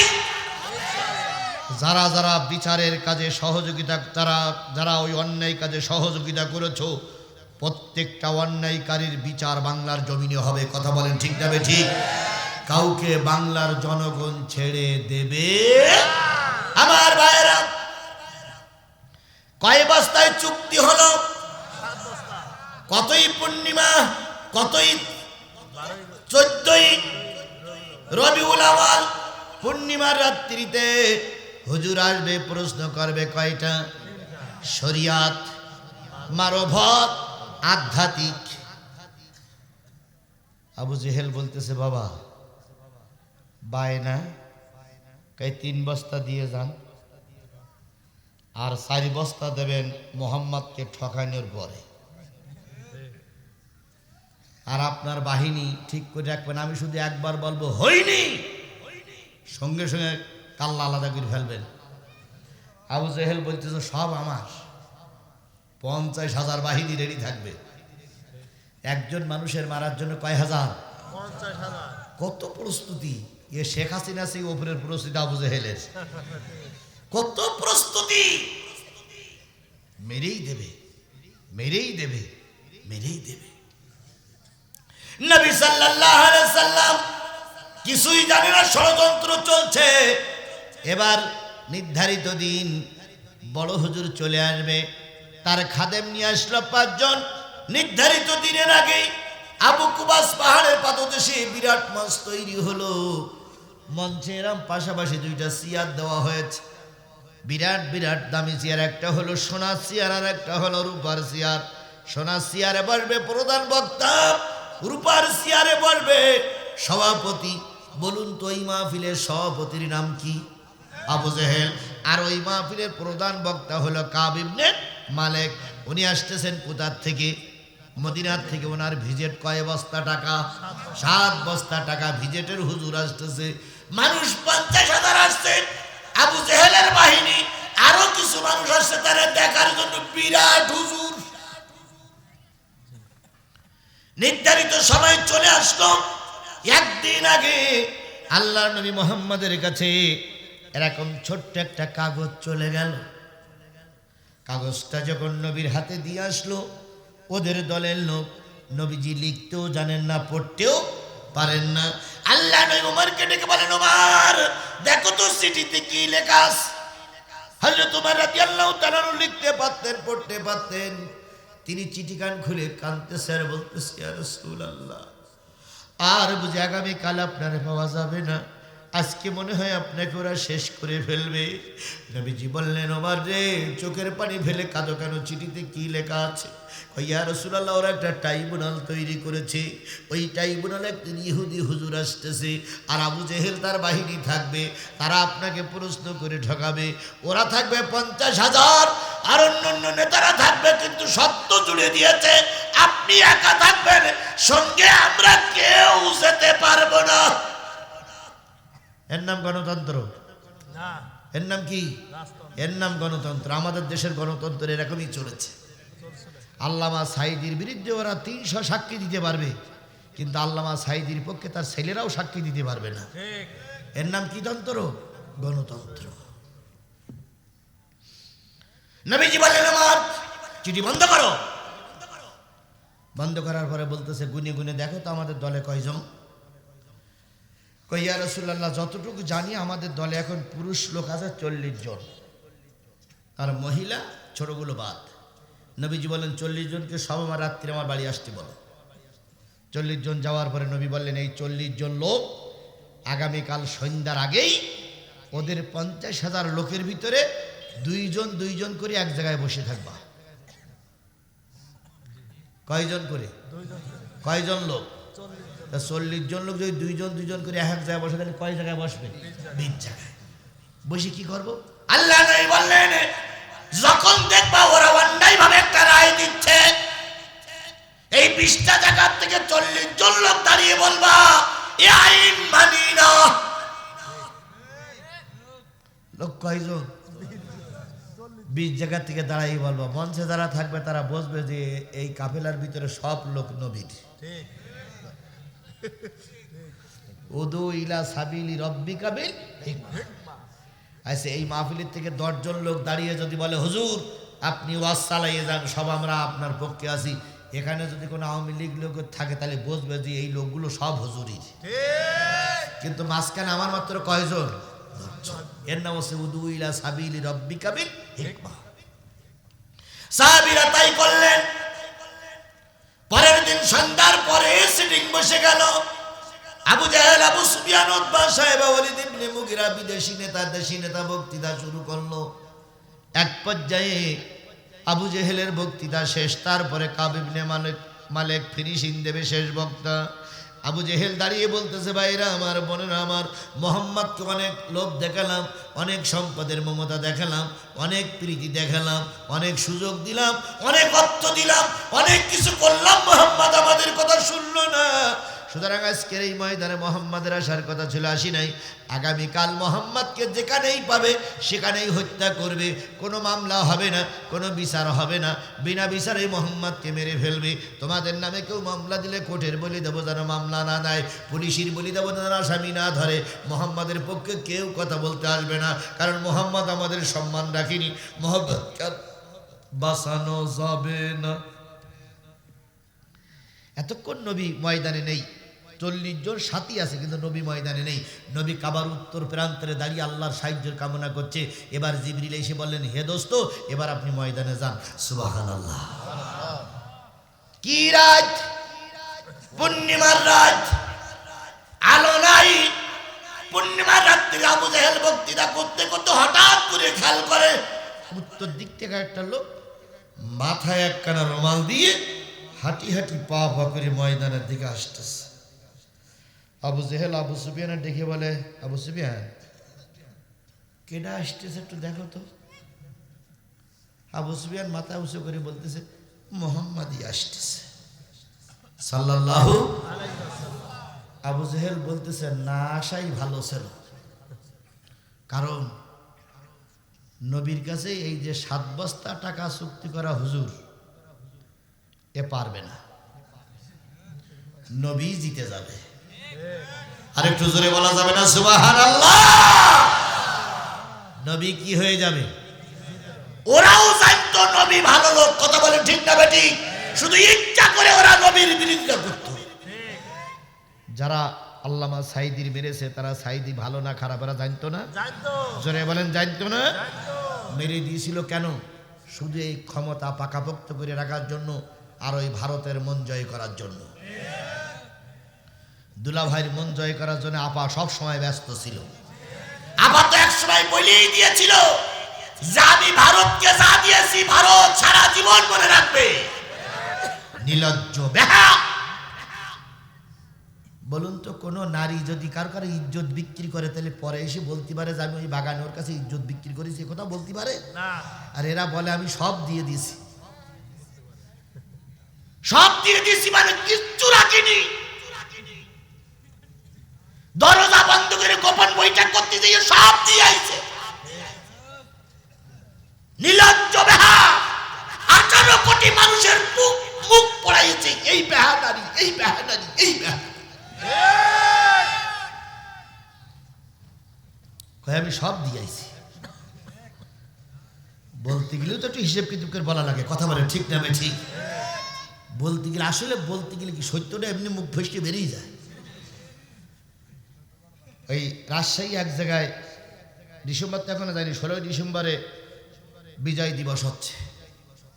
তো এক নেতা দোয়া করতেছে, আল্লাহ 1971 সালের 15ই আগস্টের ভয়াবহ দিনে হযরত মুজিবরকে যারা মেরে দিয়েছিল, মুজিবরের পরিবারকে যারা মেরে দিয়েছিল, শেখ হাসিনা দেশে ছিল না বলে মারা যায়নি। আল্লাহ, আয় আল্লাহ, যারা সেদিনকে তার পরিবারের সবাইকে মেরে দিয়েছিল, আমি হাজার হাজার লোক নিয়ে দোয়া করতেছি, আল্লাহ ঘাতকদের তুমি জান্নাত দিয়ে দাও। কথা বলে সত্য, কথা এমনি বেরিয়ে আসে। তো এসপি সাহেব গুতোদের বলতেছে কি দোয়া করতেছে? কইছে আল্লাহ মুজিবরকে যারা মেরেছিল তাদের জান্নাত দিয়ে দাও। ডিসি সাহেব কি দোয়া করতেছে? আমি তো জান্নাতে দোয়া করতেছি, ওরা সব জান্নাতে যা আর মুজিবরের পরিবার দোজখে যা। তো এসপি সাহেব বলতেছে এটা হইল 16ই ডিসেম্বর বিজয় দিবস, আপনি মুজিবরের জন্য দোয়া করবেন, মুজিবরের বিপক্ষে শক্তির জন্য দোয়া হয়ে যাচ্ছে। কথায় বলে সত্যের কল বাতাসে নড়ে, কথা বলেন, কথা বলেন, কথা বলেন। যুগে যুগেই সত্যের কল বাতাসে নড়েছে। ওদের একজন লোক বলেছিল আমরা ওই ভারতের বলি এসেছি, এবারের নির্বাচনে আপনারাই হস্তক্ষেপ করবেন। কি ভাই আমি কি মোনাজাত করে দেব? তাহলে দুই একজন ওঠে কেন? ওরে বাবা, আধা ঘন্টা পেশাব চুপচাপ ধরি রাখে। কিছু কিছু লোক কয় টান টান উত্তেজনা, টান টান উত্তেজনা না হলে খেলা জমে না। টান টান উত্তেজনার ভিতরেই তো ওয়াজ হবে। বলুন তো, আমি এই 50 বছর বয়স, আমার মুরব্বির বয়স 70 হবে আশা করি, তার বেশি আজকে কমার দরকার নেই। আপনারাও 30 বছর ধরে ওয়াজ শুনতেছেন। কোনো মাহফিলে দেখেছেন যে বক্তা মাহফিল বন্ধ করে কোরআন শরীফ বন্ধ করে বলে আমি পেশাব করে আসি? এ কথা কোনোদিন বলিস? কোনো বক্তা বলিস? তাহলে কোনো বক্তার পেশাব লাগে না, আপনাদের এত পেশাব লাগে কেন?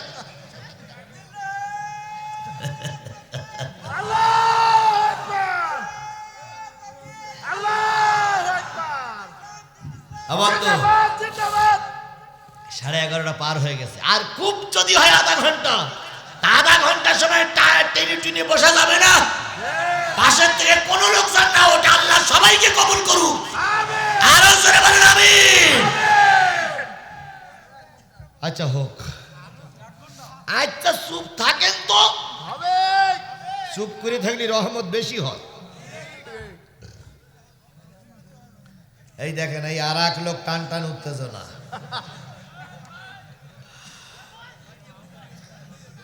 আমার ভাইরা, আল্লাহ নবী সাল্লাল্লাহু আলাইহি সাল্লামকে ঠকানোর জন্য কোন দেশ থেকে হুজুর আসতেছে? কয় বস্তা? বিরাট আয়োজন, 50,000 লেটেল বাহিনী থাকবে, আবু জেহেলের বক্তৃতা শেষ, নবী চুপ, নবী আসতেছে। এবার নবী এসে দাঁড়ায় বলেন, আসসালামু আলাইকুম, আপনারা সবাই কেমন আছেন? আবু জেহেলের মুখ টুকটো কালো, রেগে মেগে ফায়ার। আবু জেহেল কিনে দেখু তো দেখায়, বড় হুজুর ঘুমাচ্ছেন, মোহাম্মদ হাজির। সুবহানাল্লাহ বলবেন না? সুবহানাল্লাহ বলবেন না? কেতাবে আসছে কাব ইবনে মালিক তৎকালীন সময়ে সবচেয়ে বড় বক্তা, সবচেয়ে বড় আলেম, যিনি এত ছবর করে বেড়ায়, বহুত ভক্ত তার, বহুত সঙ্গী তার, বহুত নেতা কর্মী তার। তিনি আসবেন, লোকজন সব বসে আছে। এবার নবীকে কাব ইবনে মালিককে গুতা দিয়ে কয়, মোহাম্মদ হাজির। মুহাম্মদ সাল্লাল্লাহু আলাইহি সাল্লাম দাঁড়িয়ে আছে। কাব ইবনে মালিক মাথার থেকে পা, পা থেকে মাথা, মাথার থেকে পা, পা থেকে মাথা তাকায়া আকাশের দিকে তাকাই বিড়বিড় করে বলতেছে, মাবুদ, যাকে ঠকানোর জন্য আসলাম তার চেহারা দেখে মনে হচ্ছে ইনি হলো শেষ পয়গম্বর।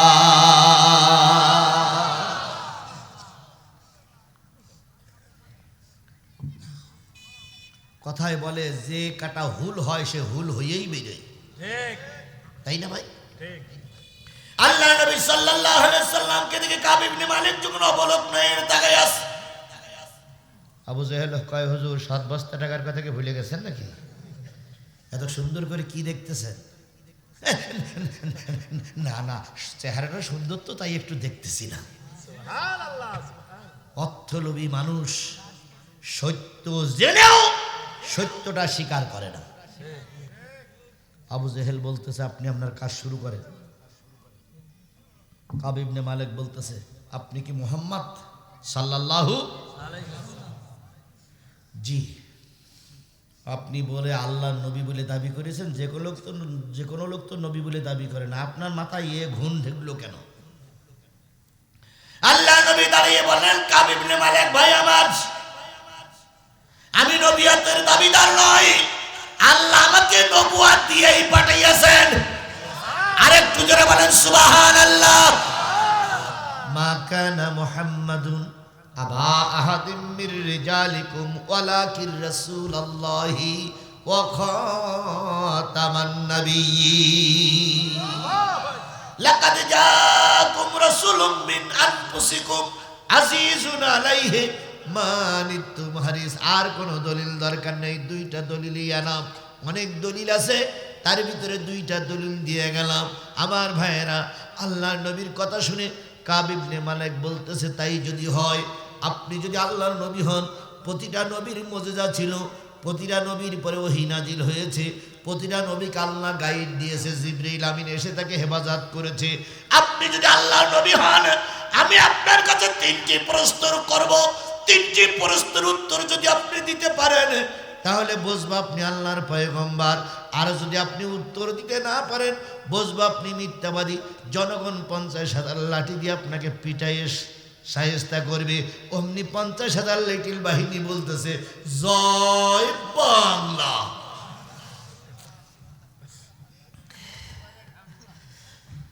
আল্লাহ নবী তাকিয়ে তাকিয়ে দেখলেন, নবীজি বলতেছে, কাব ইবনে মালিক ভাই আমার, তুমি কি তাওরাত পড়েছো? কয় পড়েছি। জব্বুর পড়েছো? পড়েছি। ইনজিল পড়েছো? পড়েছি। কয় তাই যদি পড়ে থাকো, তুমি একজন আসমানি কিতাবের ধারক বাহক বা জ্ঞানী, তুমি 3টা নয় 30টা প্রশ্ন করো, 30টা নয় 300 প্রশ্ন করো, 30টা নয় 3000 প্রশ্ন করো।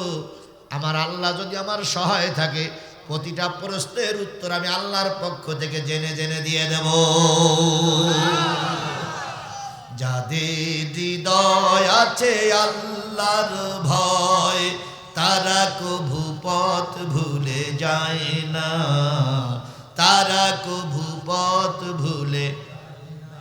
আল্লাহর প্রেম ছাড়া এই দুনিয়ায় কারো কাছে কোনো কিছু চায় না। রাতের আধারে যারা সিজদাতে রয়, দু চোখের অশ্রুতে নদী যেন বয়, ছলনার হাত চানি যতই আসুক, ছলনার হাত চানি যতই আসুক, পিছনে ফিরেও তাকায় না। যাদের হৃদয় আছে আল্লাহর ভয়, তারা কভু পথ ভুলে যায় না।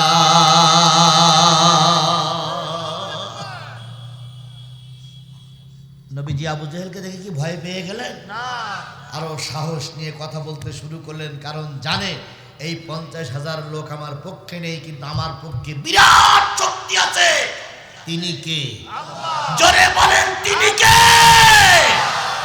সেই আল্লাহ আমাদের সঙ্গে আছে না নাই? তাহলে কিসের ভয়? ময়দানে নামো, নামার দায়িত্ব তোমার, আর ময়দান দখল করে দেওয়ার দায়িত্ব কার?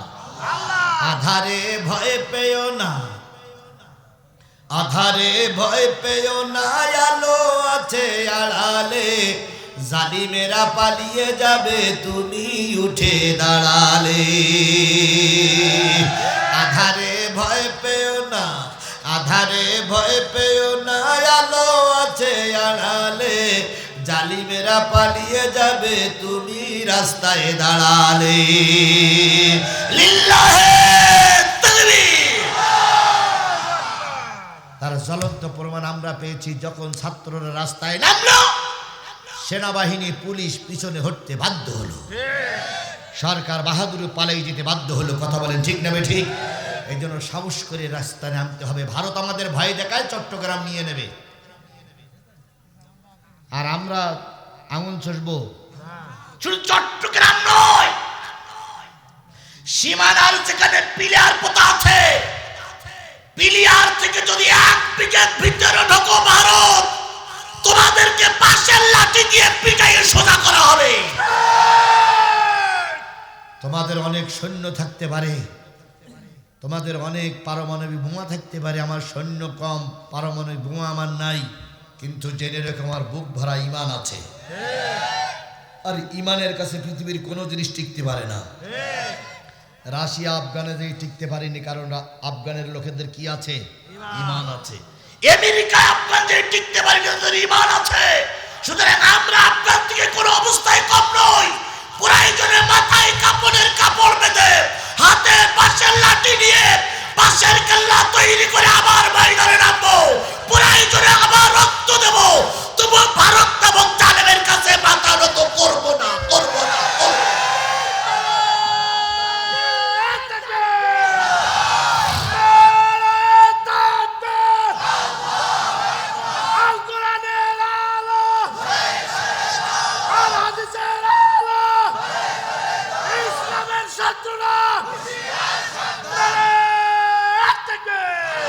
আমরা যখন শেখ হাসিনা তাড়াই দিলাম, তখন ভারতের কিছু লোক বলল আমাদের পেঁয়াজ দেবে না, আলু দেবে না। তার ভিতরে একজন হলো শুভেন্দ্র অধিকারী, না বিজেপির নেতা, আর একজন আছে কি ময়ূক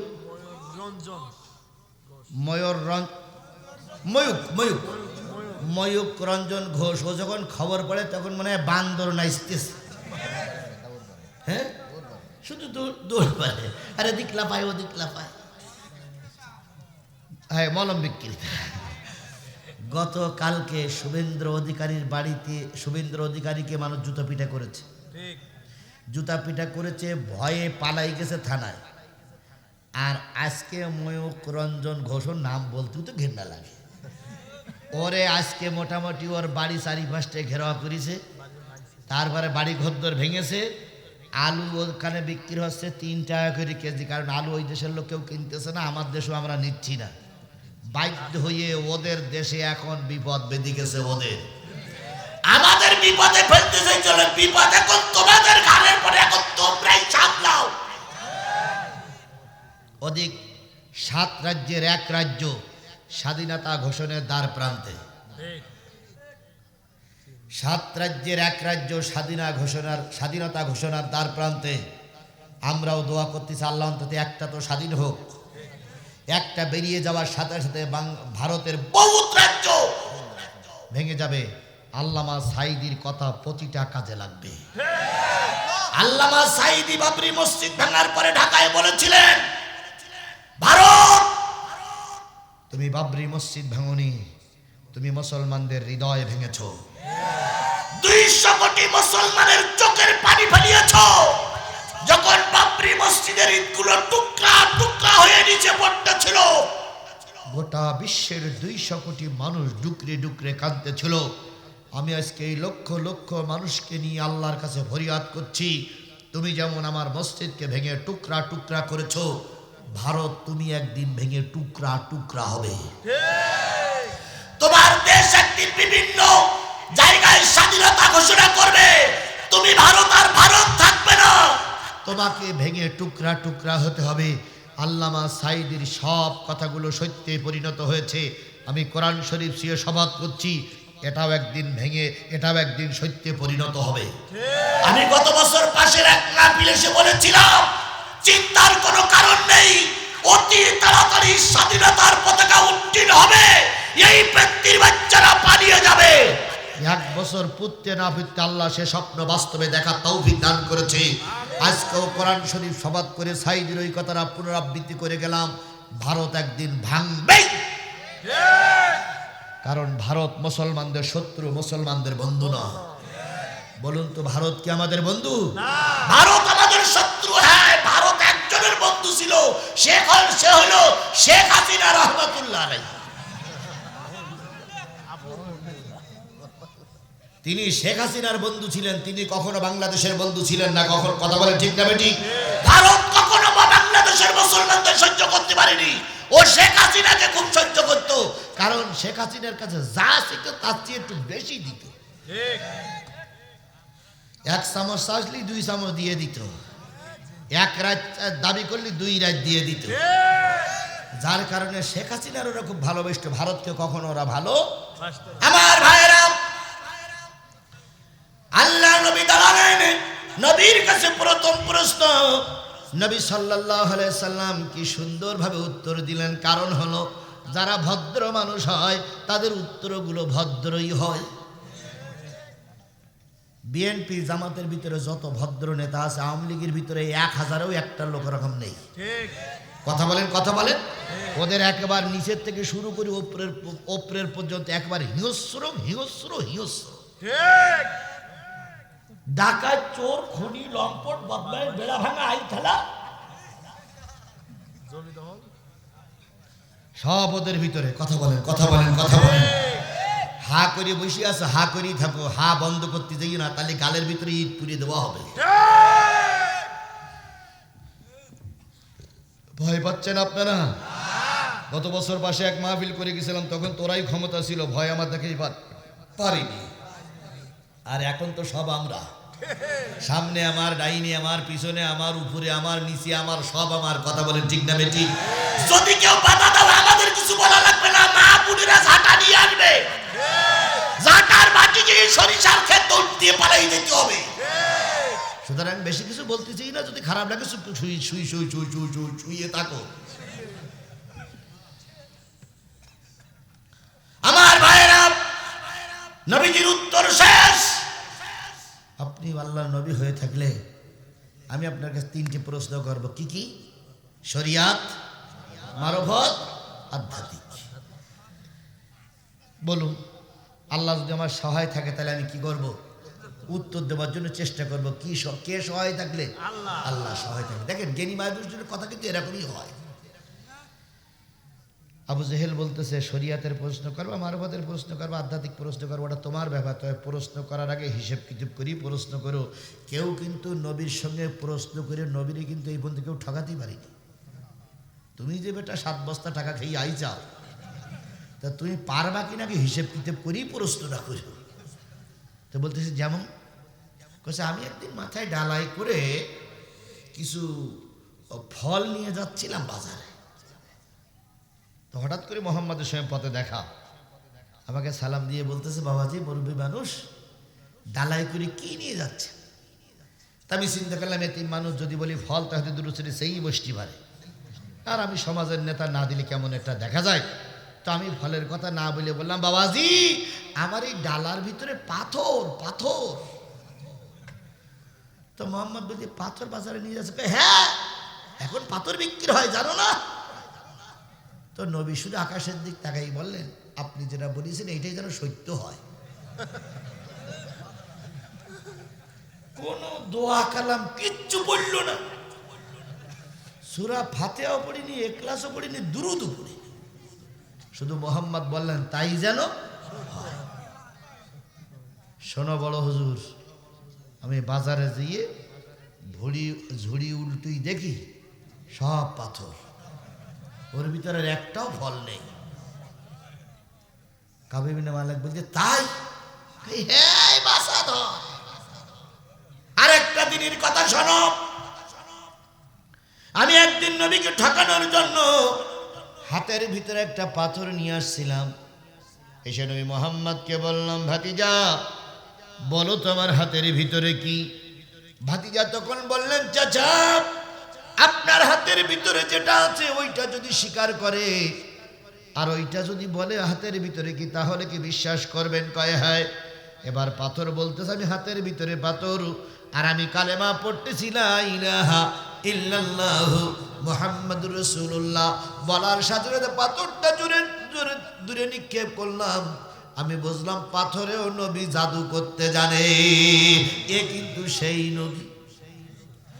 তাহলে হুজুরির আগের তো মন ভেঙে দেওয়া হচ্ছে না ভাই? আসছে হুজুর প্রশ্ন করতে, আগের তো হুজুরির এমন পাম্পটি দিতে হুজুরির মন এমনি ভেঙে গেছে। আচ্ছা হোক, টাকা তো হালাল করে নেওয়া লাগবে। আচ্ছা আপনি যদি আল্লাহ নবী হয়ে থাকেন তাহলে আমার একটা মজেজা দেখেন। কি মজেজা দেখতে চান? এসে গেছে কিন্তু কোরআনে, এক্ষুনি ঢুকবো। কি মজেজা দেখতে চান? ওই আকাশের ওই যে চাঁদ, পূর্ণিমার চাঁদ মাথার পরে চাঁদটা একটু দ্বিখণ্ডিত করে দেখান।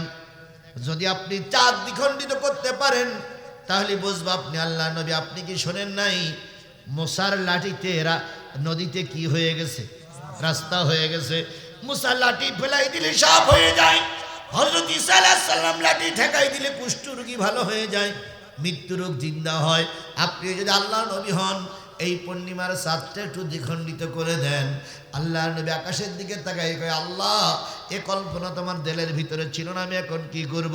জিবরিল বললেন, দোস্ত এই প্রতিষ্ঠিত জালেম সরকারের সামনে আপনাকে আল্লাহ নামাই দিয়ে আল্লাহ তামাশা দেখতেছে না, আল্লাহ আপনার মাথার পরে আছে। আপনি যারে যা বলবেন সে তাই শুনবে, শুধু ইশারা করেন। নবী যেবার আঙুল ইশারা করে বললেন, চাঁদ তুমি তো দেখতেছো বড় জালেম সরকারের সামনে আমি বড় একা, ওরা অস্ত্র নিয়ে 50,000 বাহিনী নিয়ে মেরে ফেলবে বলে সতর্ক অবস্থায় আছে, দয়া করে তুমি আমাকে একটু সহযোগিতা করো আল্লাহর রহমতে। বলার সাথে সাথে চাঁদ দ্বিখণ্ডিত হয়ে গেছে।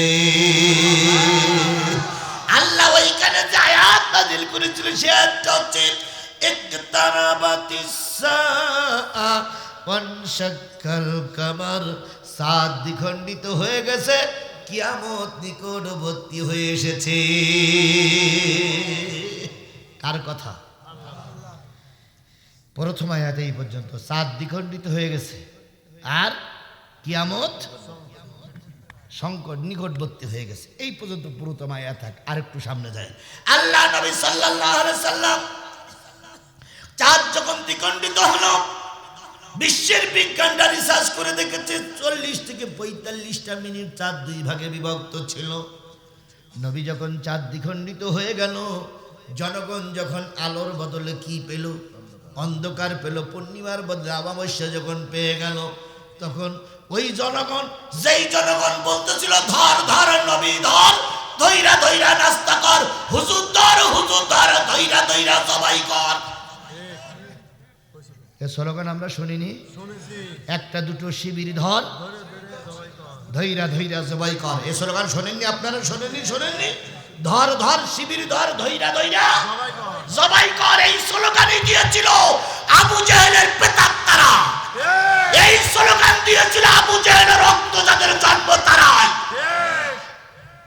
আল্লাহর কি খেলা! যাদেরকে ধরে নাস্তা করতে চাইছিল তারা এখন বেশ ঘুরে বেড়াচ্ছে, আর কোর্টের মাধ্যমে তোমরা নিষিদ্ধ হয়ে গেছে। নিষিদ্ধ হয়েছে না? কার খেলা? আল্লাহ। জোরে বলেন কার খেলা? সেই আল্লাহ এখনো আছে না নাই? হ্যাঁ জোরে বলেন আছে না নাই? আল্লাহ আমাদের সেই আল্লাহর পথে কবুল করেছে, আলহামদুলিল্লাহ। কাব ইবনে মালিক, কাব ইবনে মালিক দেখতেছে চাঁদ কি হয়ে গেছে, সামনে আছে কয় হাজার, ছিল পূর্ণিমা হয়ে গেছে কি কোনো লাইট নেই। 50,000 লোকের থেকে এইবার আওয়াজ আসতেছে, আবু জেহেল চাঁদ কোথায় গেল? আবু জেহেল বলতেছে নবীরে চাঁদ দ্বিখণ্ডিত করতে বলিস এই হুজুর, মানে দোষ ঘাড়ে নেবে না, চাঁদ দ্বিখণ্ডিত করতে বলিস এই হুজুর। আর সেই চাঁদ দ্বিখণ্ডিত হয়ে এখন অন্ধকার হয়ে গেছে। ভিতরের থেকে আওয়াজ আসতেছে 5 মিনিট সময় দিলাম, চাঁদ জায়গায় লাগাও, নতুবা যে লাঠি নিয়েছিলাম মোহাম্মদকে মারার জন্য ওই লাঠি বলে আবু জেহেল তোমার ঘাড়ের ঘরে পড়বে। 5 মিনিট, 1 মিনিট শেষ, 2 মিনিট শেষ। আবু জেহেল মোহাম্মদের পা জড়াই ধরে বলতে ভাতিজা গর্জন শুনিয়েছ? এই লাঠি নাকি সব আমার ঘাড়ের পরে পড়বে। তা বাজান আমি কথা দিচ্ছি আমি আর কোনোদিন তোমার বিরোধিতা করব না, তুমি অন্তত চাঁদটা জায়গায় লাগিয়ে 50,000 লাঠির বাড়ির থেকে আমার বাঁচাও। হ্যাঁ না, তা আমার কিন্তু ওরা মেরিস।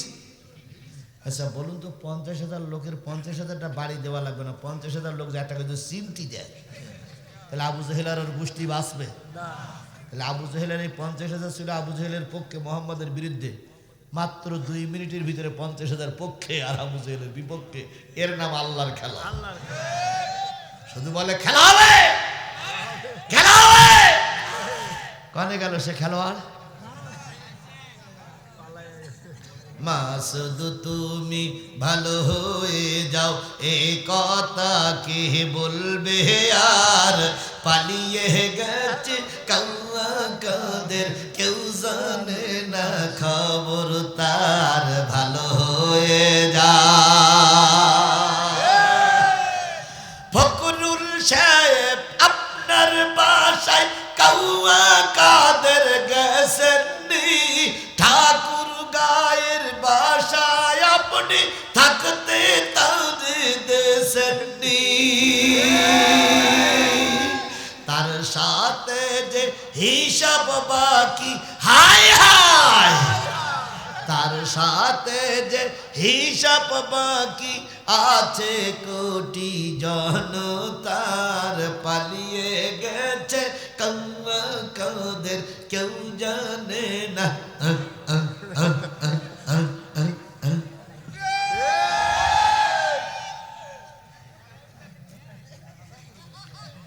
কয় মিনিট? 2 মিনিটের ভিতরে খেলা উল্টো। আল্লাহ নবী সাল্লাল্লাহু আলাইহি সাল্লাম দাঁড়িয়ে আছেন, আবু জেহেল পা জড়াই ধরিস। নবীজি বললেন আল্লাহ, আবু জেহেল ওয়াদা করতেছে যে আর বিরোধিতা করবে না। আল্লাহ বলতেছে ফি কুলুবিহিম মারাদুন ফাজাদাহুমুল্লাহু মারাদান ওয়ালাহুম আযাবুন আলীমুম বিমা কানু, এদের অন্তরে মোহর মেরে দেওয়া হয়েছে, এরা যত ভালো কাজই শুনুক হেদায়েত পাবে না। এরা মোহর মারা কিছু লোক এখানে আছে না? যাওয়ার সময় এরাই দেখবেন বিভিন্ন সমালোচনা করবে। 1 ঘন্টা 55 মিনিট ভালো কথা বললাম, দুটো একটা কথা মুখ ফসকে বেরিয়ে যেতেই পারে। সব কথা কিন্তু একরকম হয় না, হয়তো একটা কথা বেভাস কথা, একটা কথা হয়তো দৃষ্টিকটু কথা বাইরে রয়েছে, ওইটাই নিয়েই সমালোচনা করবে। হুজুর এসে কথা বললো কেন? হুজুর এসে কথা বললো কেন? আরে বাবা আমি 2 ঘন্টা কথা বলছি, এর ভিতরে একটা কথা তো বেভাস হতেই পারে। 1 ঘন্টা 59 মিনিটের বিচার করলে না, 1 মিনিটের একটা বেভাস কথা হয়েছে সেইটা নিয়ে তুমি সমালোচনা করতেছো, সেইটা নিয়ে কাটি যায়, শুধু কাটি যায়, শুধু কাটি যায়। আসো তো তুমি এখানে। আমি এসে যে কয়জন লোক পাইছিলাম সেই কয়জন লোক এখনো মাঠে আছে না নাই? বরং আরো কিছু লোক নতুন আইছে। দেয়নি। ইতিমধ্যে আমার প্রায় 2 ঘন্টা আলোচনা হয়ে গেছে, একটা লোক এখনো ময়দান ছেড়ে দেয়নি। তুমি একটু 2 ঘন্টা কত ভালো দিতে তুমি কেরাম পারো। শুক্রবারের দিন আধা ঘন্টা খুতবা দেয়, 12-13 মিনিট হয়ে গেল, শুধু কাশি দেয়। আর মসজিদে বলে পানিটা নিয়ে আসতেন, পানিটা নিয়ে আসতেন, পানিটা নিয়ে আসতেন। আধা ঘন্টা খুতবা দিতে গেলে 12 মিনিট পরে পানির প্রয়োজন হয়, আর আমি 2 ঘন্টা কথা বলতেছি, মানুষ যায়নি বরং মানুষ আরো আসতেছে। এগুলো বুঝতে হবে। আজকে যদি হুজুররা হুজুরদের দরদ বুঝতো, আল্লামা সাঈদী ফাঁসিতে ঝুলতো না। আজকে যদি হুজুররা হুজুরদের পক্ষে থাকতো, আগামী সংসদ হতো কোরআনের সংসদ। আমাদের দোষ, আমাদের ভুল, আমাদের মতন একদল মৌলবীরাই ধরে বেড়ায়। কথা বলেন, কথা বলেন, কথা বলেন। হ্যাঁ, আমি যে একেবারে নির্দোষ তা না, তারেক মনোয়ার যে একেবারে নির্দোষ তা না, আমির হামজা যে একেবারে নির্দোষ তা না, আমাদের মুরব্বী আজহারি যে একেবারে নির্দোষ তা না। দোষে গুণে মানুষ, তবে দোষটা দেখার আগে গুণটা দেখবা, তাহলে দোষের কথা সামনে আসবে না। কথা বলেন ঠিক না ঠিক? একটা গান গিয়ে দেহ ব্যবসায়ীওয়ালারা 5টা গান গিয়ে 2 লাখ টাকা নিয়ে যায়, তখন ফতোয়া আসে না। হুজুর যদি 2 টাকার জায়গায় 3 টাকা নেয়, হুজুর এত টাকা নিল কেন? তাহলে হুজুরের বউ বাচ্চা ভিক্ষে করুক, আর আমি গেলে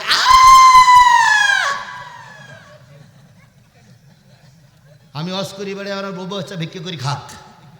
আচ্ছা, হুজুররা যদি গাড়িতে চলে, তোমার তো জলে কেন? হুজুরা বিমানে চড়ছে, তোমার তো জলে কেন? তোমার যোগ্যতা নেই, তাই তুমি বিমানে উঠতে পারো না। তুমিও হুজুরের মতন যোগ্য হও, তুমিও তো কামেল পাস, তুমিও তো মুফতি, তুমিও তো মুহাদ্দিস। ওই হুজুরের মতন হক তোর হতে নিষেধ করিস কিনা? শুধু কাটি দিতে পারে, কাটি দিতে পারে, কাটি দিতে পারে। আসে না, আসে না, আসে না, এখানেই আসে, এখানেই আসে, এখানেই আসে।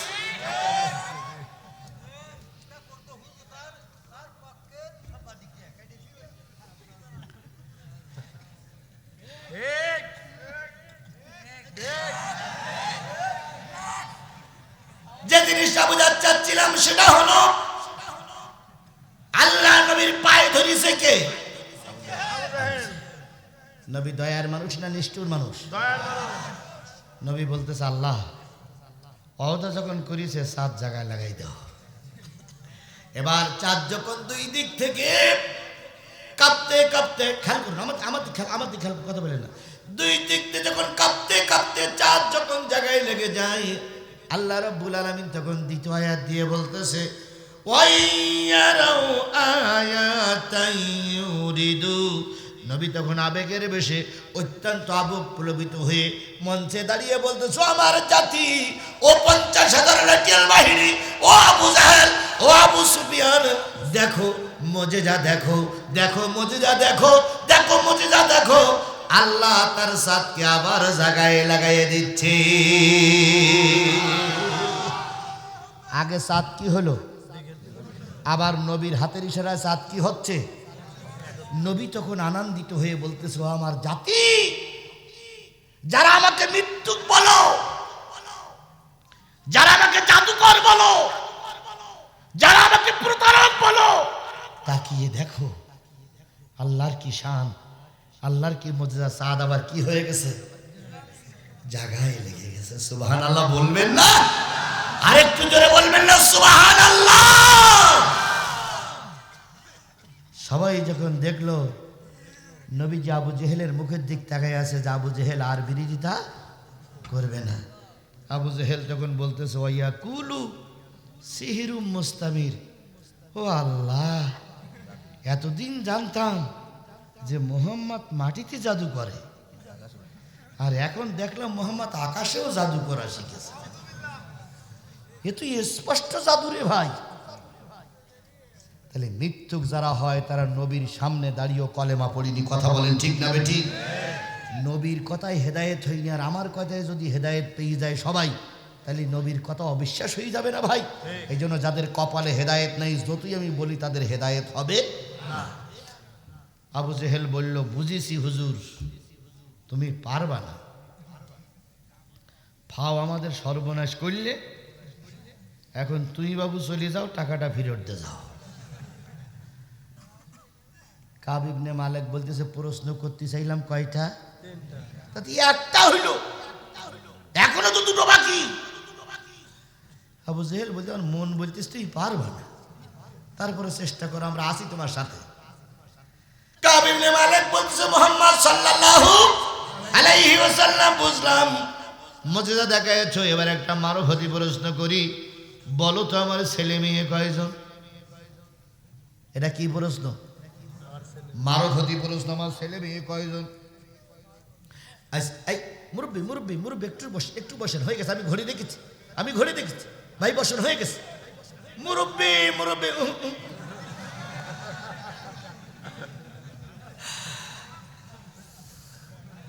হয়ে গেছে, আমি 12টা পর্যন্ত সময় দিলাম, 12টা বেজে গেছে, এটাও আমি দেখেছি। আরেকটুখানি সামান্য একটুখানি সময় দেবেন না, একটুখানি সময় দেবেন না। এখন যদি বাদাই রেখে যায় আপনারা যাবেন আর বলবেন হুজুর বাদাই রেখে গেছে। বাদাই রাখা যাবে না, বাদাই রাখা ওয়াজ আমি করি না। এখন চলবে চলবে যে চলবে, আমি তো চালাচ্ছি রে ভাই, আমি তো বসে নাই, কিন্তু দুই একজন খেলা আছে, আমার খেলা আছে। 2 নম্বর প্রশ্ন, আমার ছেলে মেয়ে কয়জন? ধরেন আমার আজকে সভাপতি, আমাদের মুরব্বী, আলেম মাদ্রাসার সাবেক প্রিন্সিপাল, মানে হাজারো আলেমের ওস্তাদ, উনি আমাকে আজকে প্রশ্ন করলো, ছোট ভাই আপনার ছেলে মেয়ে কয়জন? আমি বললাম 3 জন। সামনের বছর এক মাহফিল উনি সভাপতি, যদি উনি প্রশ্ন করে যে হুজুর আপনার ছেলে মেয়ে কয়জন, আমি যদি বলি 4 জন, তাহলে সত্য কথা হবে না মিথ্যা কথা হবে? কি কথা হবে?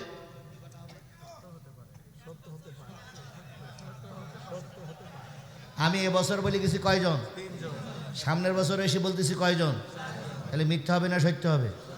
সত্য হবে, কারণ আমি একবার এখনো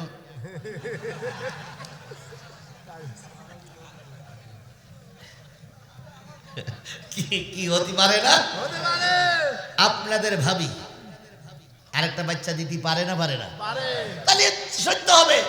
এখন এবছর বলতে 3টে, সামনের বছর বলতে 4টে, তাহলে এর ভিতরে সঠিক কোনটা এটা তো জানার দরকার। কথা বলে ঠিক না বেঠিক? তারপর না গবেষণা করা। আল্লাহ নবী কত বিজ্ঞানী নবী ছিলেন, কত সঠিক দৃষ্টিবান নবী ছিলেন, কত প্রখর দৃষ্টিবান নবী ছিলেন। নবী চিন্তা করলেন, আমি যদি বলি আমার ছেলে মেয়ে, ওনার ছেলে মেয়ে 1 জন, অথবা যদি বলি 2 জন, অথবা যদি বলি 3 জন, টাকা খাওয়া হুজুর বলবে কথা সঠিক হয়নি, সাক্ষী প্রমাণ আমিও দিতে পারবো না। কিন্তু কেননা তিনি মদিনার মানুষ, তিনি যেটা বলবে এই 50,000 লোক বিশ্বাস করবে, আমি একা, আমার কথা কেউ বিশ্বাস করবে না। কারণ আপনার গ্রামে আসছি, আপনারা যেটা বলবেন ওইটাই সত্য, আমার কথা কেউ মানবে না, কারণ আমি তো বড় একা। আল্লাহর নবী চিন্তা করলেন, ওই বড় হুজুরের সঙ্গে কিছু খাদেম এসেছে, ওই খাদেমগুলোর আগে কনভার্ট করে নিতে পারলে যদি আমি কথা বলার পরেও বিপক্ষে যাই, ওই খাদেমেরাই সাক্ষী দেবে। বড় হুজুর সে খাদেম হয়েছে কয়জন? 5 জন। নবী বললেন ওমর কোথায় বসে আছে? 50,000-এর ভিতরে, 40 জনের ভিতরে 1 জন। লাব্বাইক ইয়া রাসূলুল্লাহ। দেখো তো এই কাব ইবনে মালিক ভাইয়ের সঙ্গে 5 জন লোক আসছে মদিনার থেকে, এরাই মক্কার কাবা ঘরের উত্তর প্রান্তে বসে গাজা টানতেছে। কি টানতেছে? গাজা টানা পাটি আছে না? মদিনায় যাব কেমন, মদিনায় যাব কেমন, মদিনায় যাব কেমন। আচ্ছা তুই গাজা খাচ্ছিস, তুই মদিনায় যাবি কে? গাজাখরের মদিনায় যাবার কোনো দরকার আছে? এরকম কিছু গাজাখর মুরিদ আছে না? তুই আচ্ছা হচ্ছে, তুই এখন ওদের ডেকে নিয়ে এসো। ওমর রাদিয়াল্লাহু তাআলা ওদের ডেকে আনার পরে বলতেছে, তোমরা কাব ইবনে মালিকের সঙ্গে আসছো না? কয় হ্যাঁ। আমি একটা প্রশ্ন করেছি, ওনারা ছেলে মেয়ে কয়জন? উত্তর দেব, যদি সঠিক হয় তো সঠিক বলিও, কারণ তোমরা তাওরাত জব্বুর ইনজিল এই হুজুরি কাজ শুনেছো, সুতরাং তোমরা সঠিক হলে সঠিক বলবে, বেঠিক হলে বেঠিক বলবে। ওরা 5 জন বলতেছে হুজুর আমরা কারোর পক্ষে কথা বলবো না, নিরপেক্ষ, যেটাই সত্য কথা সেটাই বলবো। সুবহানাল্লাহ বলবেন না? সুবহানাল্লাহ বলবেন না? তার মানে বোঝা গেল নবীর পক্ষে এরাই এখন কথা বলবে। হুজুর প্রশ্ন করবে, উত্তর দেবে, আর পরে আছে আধ্যাত্মিক, এই সব মিলে আরেকটা আয়াত বাকি আছে, সব মিলে আমার আর মাত্র 10টা মিনিট সময় লাগবে। 10টা মিনিট সময় দেবেন আপনারা? কারা কারা দিদি রাজি আছেন একটু হাত তুলে দেখান তো। নারায়ে তাকবীর, আল কোরআনের আলো। হাত করে যে যেখানে আছেন একটু ব্রেক করেন। আপনারা হাত উঁচু করে 10 মিনিট সময় দিতে চাইছেন বলো, তাহলে এখন বাজে হলো 12টায় 10, আর 10 হলে কত হবে? 12টায় 20। 12টায় 20 পর্যন্ত আপনারা সময় দিচ্ছেন, আমি 12টায় 20 পর্যন্ত আপনার কাছে সময় চেয়ে নিই। চেয়ারম্যান নিচে আসুন। তাহলে আল্লাহ আপনাদের সম্মান দিয়েছে। সম্মান দেওয়ার মালিক কে? আল্লাহ আপনাদের সম্মান দিয়ে মাটিতে বসাই নাই, মঞ্চে বসাইছে, মঞ্চে বসাই নাই, চেয়ারে বসাইছে। তাহলে আপনারা যদি এই ছেলেদের পক্ষে একটু নেক নজর দৃষ্টি না দেন, ছেলেদের মাহফিলগুলো বন্ধ হয়ে যাবে। এই জন্য যারা উপরে আছেন তাদের সদয় দৃষ্টি কামনা করে অনুরোধ করে বলছি, বাচ্চাদের অনেক টাকা খরচ, এদের খরচের টাকা পোষানোর জন্য 10,000, 20,000, 2,000, 4,000, 5,000 যে যা পারেন দেবেন। আমি আমার পক্ষ থেকে বের করেছি। এক যুবক ভাই এতক্ষণ ধরে অসন্ত ছিলেন, তিনি 1,000 টাকা বের করেছেন। এবার আমি আপনাদের এই টাকাটা আপনাদের কাছে দিয়ে আমি সর্বপ্রথম সভাপতির কাছে একটু বলবো, বাবা কিছু টাকা কি হবে?